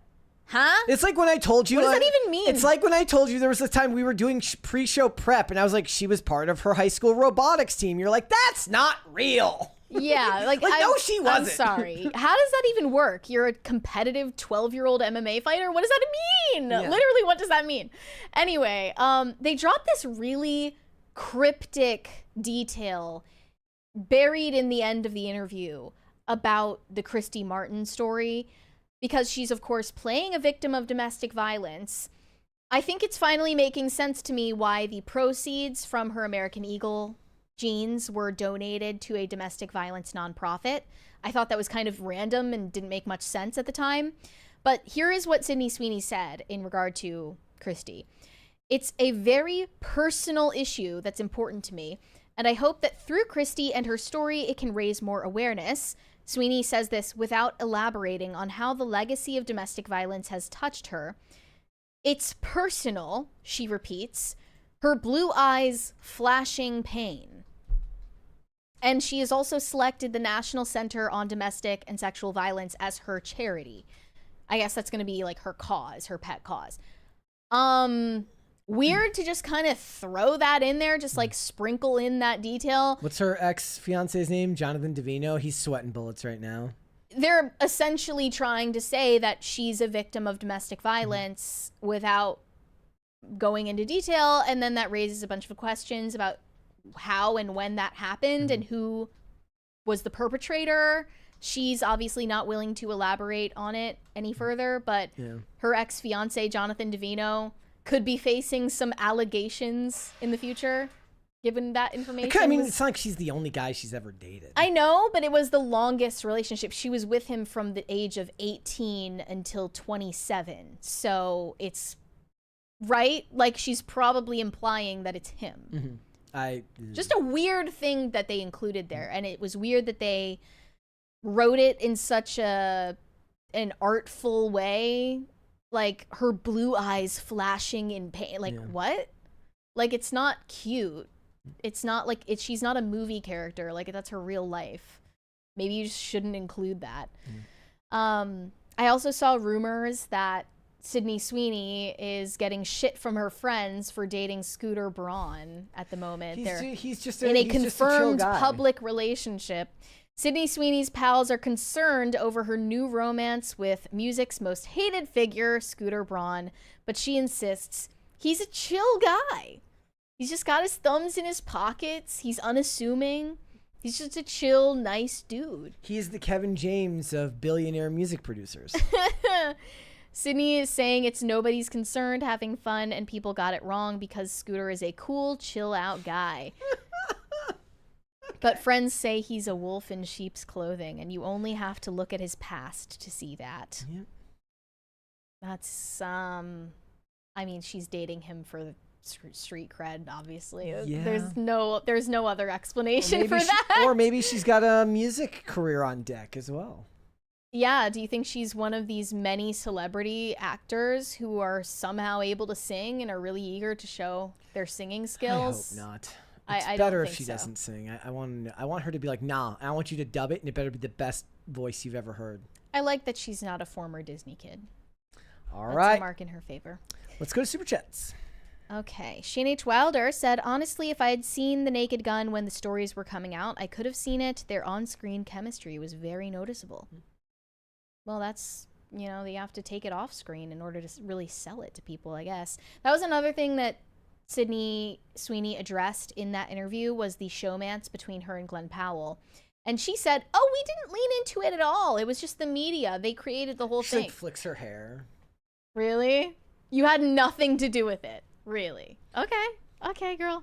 Corey Anderson said, Mary will have Brett bleep that word in post. I don't remember No, what we don't were bleep. talking about. We don't bleep on this show. Don't. I bleep myself by saying the word bleep. Yeah. But we're not that high production value. Corey Anderson said, so that is how the stalactites and stalagmites form in the Goon Cave. The more you know. It is amazing that we learn new things every day. And here we are educating you. Yeah. I'm obliged. Lindsay Stiltner said, my parents married each other 3 times? My younger sisters found out last year. 3rd time is a charm, I guess. Wow. That is crazy. No offense to your parents, I guess, as people, but that is insane behavior. I mean, they must really like each other to end up back with each other back and forth. over and over again. It's sort of romantic in a weird way. Wow. JP, I hope the 3rd time lasts. Yeah. JP said, ugly casting agents telling pretty people to get work done should be a crime. Losing weight is different. Well, I don't think they're calling these actors or actresses ugly by telling them to get work done. I think that it might be actually useful advice if there's something imminently fixable about your appearance that could make you more of a sell to a studio. It doesn't mean that they're calling them ugly. And besides that, like, casting agents are seemingly now trying to cast ugly people. So if we're going in the opposite direction, I would say that's a good step. Robert Delara said, I give Sydney Sweeney credit for not giving into the peer pressure of cosmetic surgery. Hopefully she sticks to her convictions regarding the way she looks and more Hollywood follows her example. I think it depends on... She's willing to do more to keep herself relevant that a lot of other actresses either don't have the mental capacity to do so, meaning business sense. She's very involved, it seems, in the production process of every aspect of the movie that she makes. Not everybody has that level of influence in their work. Right. I think that the possibility of her getting cosmetic surgery or filler or Botox entirely depends on whether it makes her, whether it gets her roles, whether it gets her jobs. If she ends up in a situation where she's not able to get as many jobs because she has resisted the pressure to get work done, she's going to get work done. Yeah.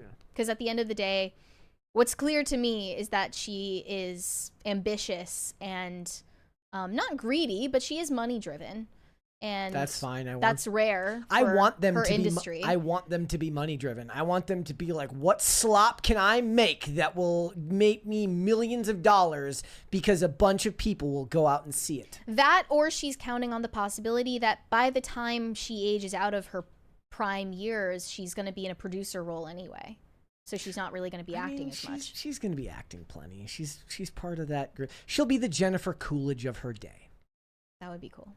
Yeah. Corey Anderson said, Sydney Sweeney is a lovely young lady and an okay actress.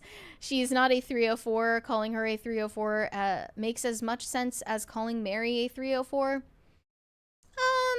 I mean, I think that if you do literal porn scenes and show the entire world your naked tits, it might be a fair assumption that she's a 304, as you put it.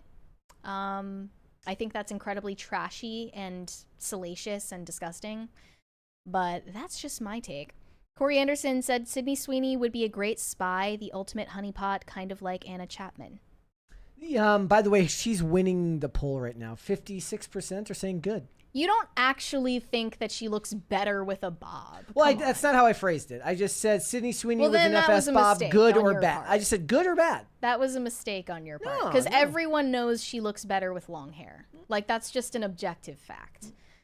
And it's true of, I would say, like, all women. All women look better with long hair. It's a fact. Destroyer to all trolls says, don't insult Sydney Sweeney like that, Brett. Jennifer Coolidge is mid. I wasn't talking about her looks. I was talking about the fact that she's working plenty in her later years. Also, you're insulting Jennifer Coolidge. Jennifer Coolidge is a beautiful woman inside and out. How dare you say that? Shane H. Wilder said, one should cover up in churches, schools, Congress, the International Space Station, next to Mount Vesuvius. Yeah, there are, like, more places than not that you should cover up, actually. It was a weird statement from her. I mean, that's just how they're, like, it's literally, I don't think she thought about it past. Like, your job here is to analyze what people are saying. Their job is to say things that sound good. I shouldn't have to cover up anywhere, ever. Yeah, no.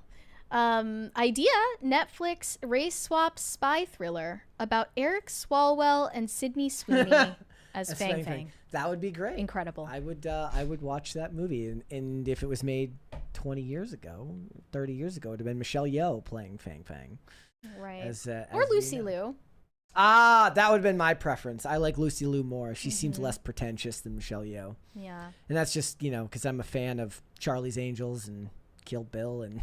Speaking of beauty standards, it always shocks Western people when they find out that Lucy Liu is considered, like, not traditionally attractive in China. Really? Yeah, they don't favor her features there. Do they say why? Like, she has a strong jawline. She doesn't appear to have gotten any surgery to change her eye shape either. Yeah. She doesn't have a... She's always had, like, a very, like, grown woman look to her. They seem to favor more, like, artificially infantilized faces. Well, you know, and she, I also like that when she does roles where she's actually happy, like Charlie's Angels, or at least they seem to smile more in Charlie's Angels. When she was on the show Elementary... By season, like in the early seasons, it's not like the show was inherently funny. There was like jokes, but they weren't jokes, haha. But like by season 5, they stopped giving her a unique fashion. They just started putting her in like pantsuits, and the show was so dour by that point that she was the moderately, like, she at least laughed or at least cracked a smile once in a while. By season 5, nobody was cracking a smile, and I'm like, you're kind of wasting her talent because she's a very talented actress. And you're making her play one note when she's capable of doing many, many more than that. But yeah, I like Michelle. I like Lucy Liu. She's great. Do we have any Rumble rants? We are all caught up over there. We are very close to a second Crisis Party, guys, here on YouTube. Rural Conservative said, thank you for entertaining me in the tractor day. Today. Sorry, not tractor day. You're welcome. We love our crisis farmers. We need a shirt. I think we pitched making Crisis actor merch, and I think it was vetoed because of the... Oh, right. But like a Crisis farmer shirt. Why is Crisis actor not allowed on Teespring? I don't know if we ever tried, but I think when we pitched that idea, it was around the time Alex Jones lost that $1 billion lawsuit. Well, the vibe shifted. We're post vibe shift now. We should have a Crisis actor shirt. I agree. All right. Maybe we'll make it a reality. I do see people in the chat mentioning Kelly Hu. Kelly Hu's great, and more people should. She gets a lot of work in just about everything, but she should be in everything. She's fantastic. All right.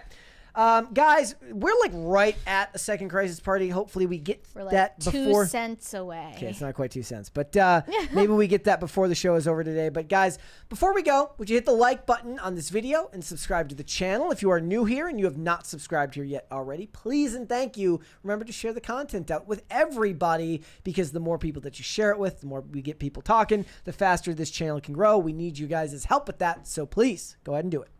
You guys can send me validation on Instagram at Mary Archived, or you can send me hate on X. That is also Mary Archived. And help me get TikTok famous. That is also Mary Archived. And of course, I'm going to plug Mary's Ghost Blend once again. head to castbrew.com to grab yourself a bag of Mary's Ghost Blend. You have to do it. It's perfect for that crisp autumn evening that we're experiencing now. Yep. I'm not a fan of it personally, but the coffee helps. Oh, you're not a fan of this time of year? It's just like the shock of walking out the door. And it happened very suddenly here. We were in the 80s one weekend, and then it just dropped to the 60s. Like, I didn't get any time to get used to it. It's very demoralizing sometimes when the weather turns that quickly. What's demoralizing is the sunset being at like freaking 4 p.m. Like, I can't emotionally handle that. No Control said, crisis actors, keep the crisis parties coming. We're almost there. We're gonna be. I think that might have done it. I've got faith that we'll get at least one more super chat, and then we will get a crisis party before the show is over. And as always, it will go into post-credit crisis party if that's what happens. But we will wait and see. Guys, I should do the NPR outro. Hello. High Voltage 75 said, do you like turtles? Turtles. Do you? I like Teenage Mutant Ninja Turtles. It's a great franchise. Okay. All right. I think we're all caught up now. It did get Crisis Party. So hit the like button again on this video. Subscribe to the channel. If you want to follow me, guys, I am on Instagram and on X at Brett Dasovic on both of those platforms. This show is here 5 days a week, Monday through Friday, 3 p.m. Eastern Standard Time, which is, of course, noon Pacific. We are on Amazon Music, Apple Podcasts, Pandora, and Spotify. If you like to listen rather than just watch this show, you can rate and review on Apple Podcasts and on Spotify, which is a great way to help the channel out. If you want to follow the show on social media, we are on Twix at popculture_show, Facebook at popculturecrisis, Instagram at popculturecrisisPod. There's one more there. Shane H. Wilder said, quick, cute story for Mary. At Vespers last night, there was a toddler trying to sing along with the Alleluias during silent prayers. That's sweet. And I would love to see that. Sweet. Greg Duvier said the left lane is for crime. Go ahead. In Phil's honor. In Phil's honor. You should send him a message. Let everybody know that the left lane is, in fact, for crime. With that being said, ladies and gentlemen, stay tuned for a post-credit crisis party any second now. See you then, guys. Bye. Bye.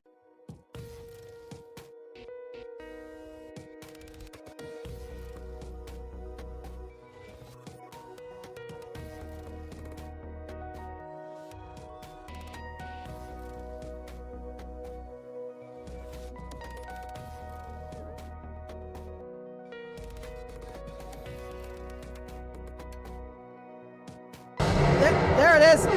I think I actually reset it. Like, I actually set it off just as it was going off.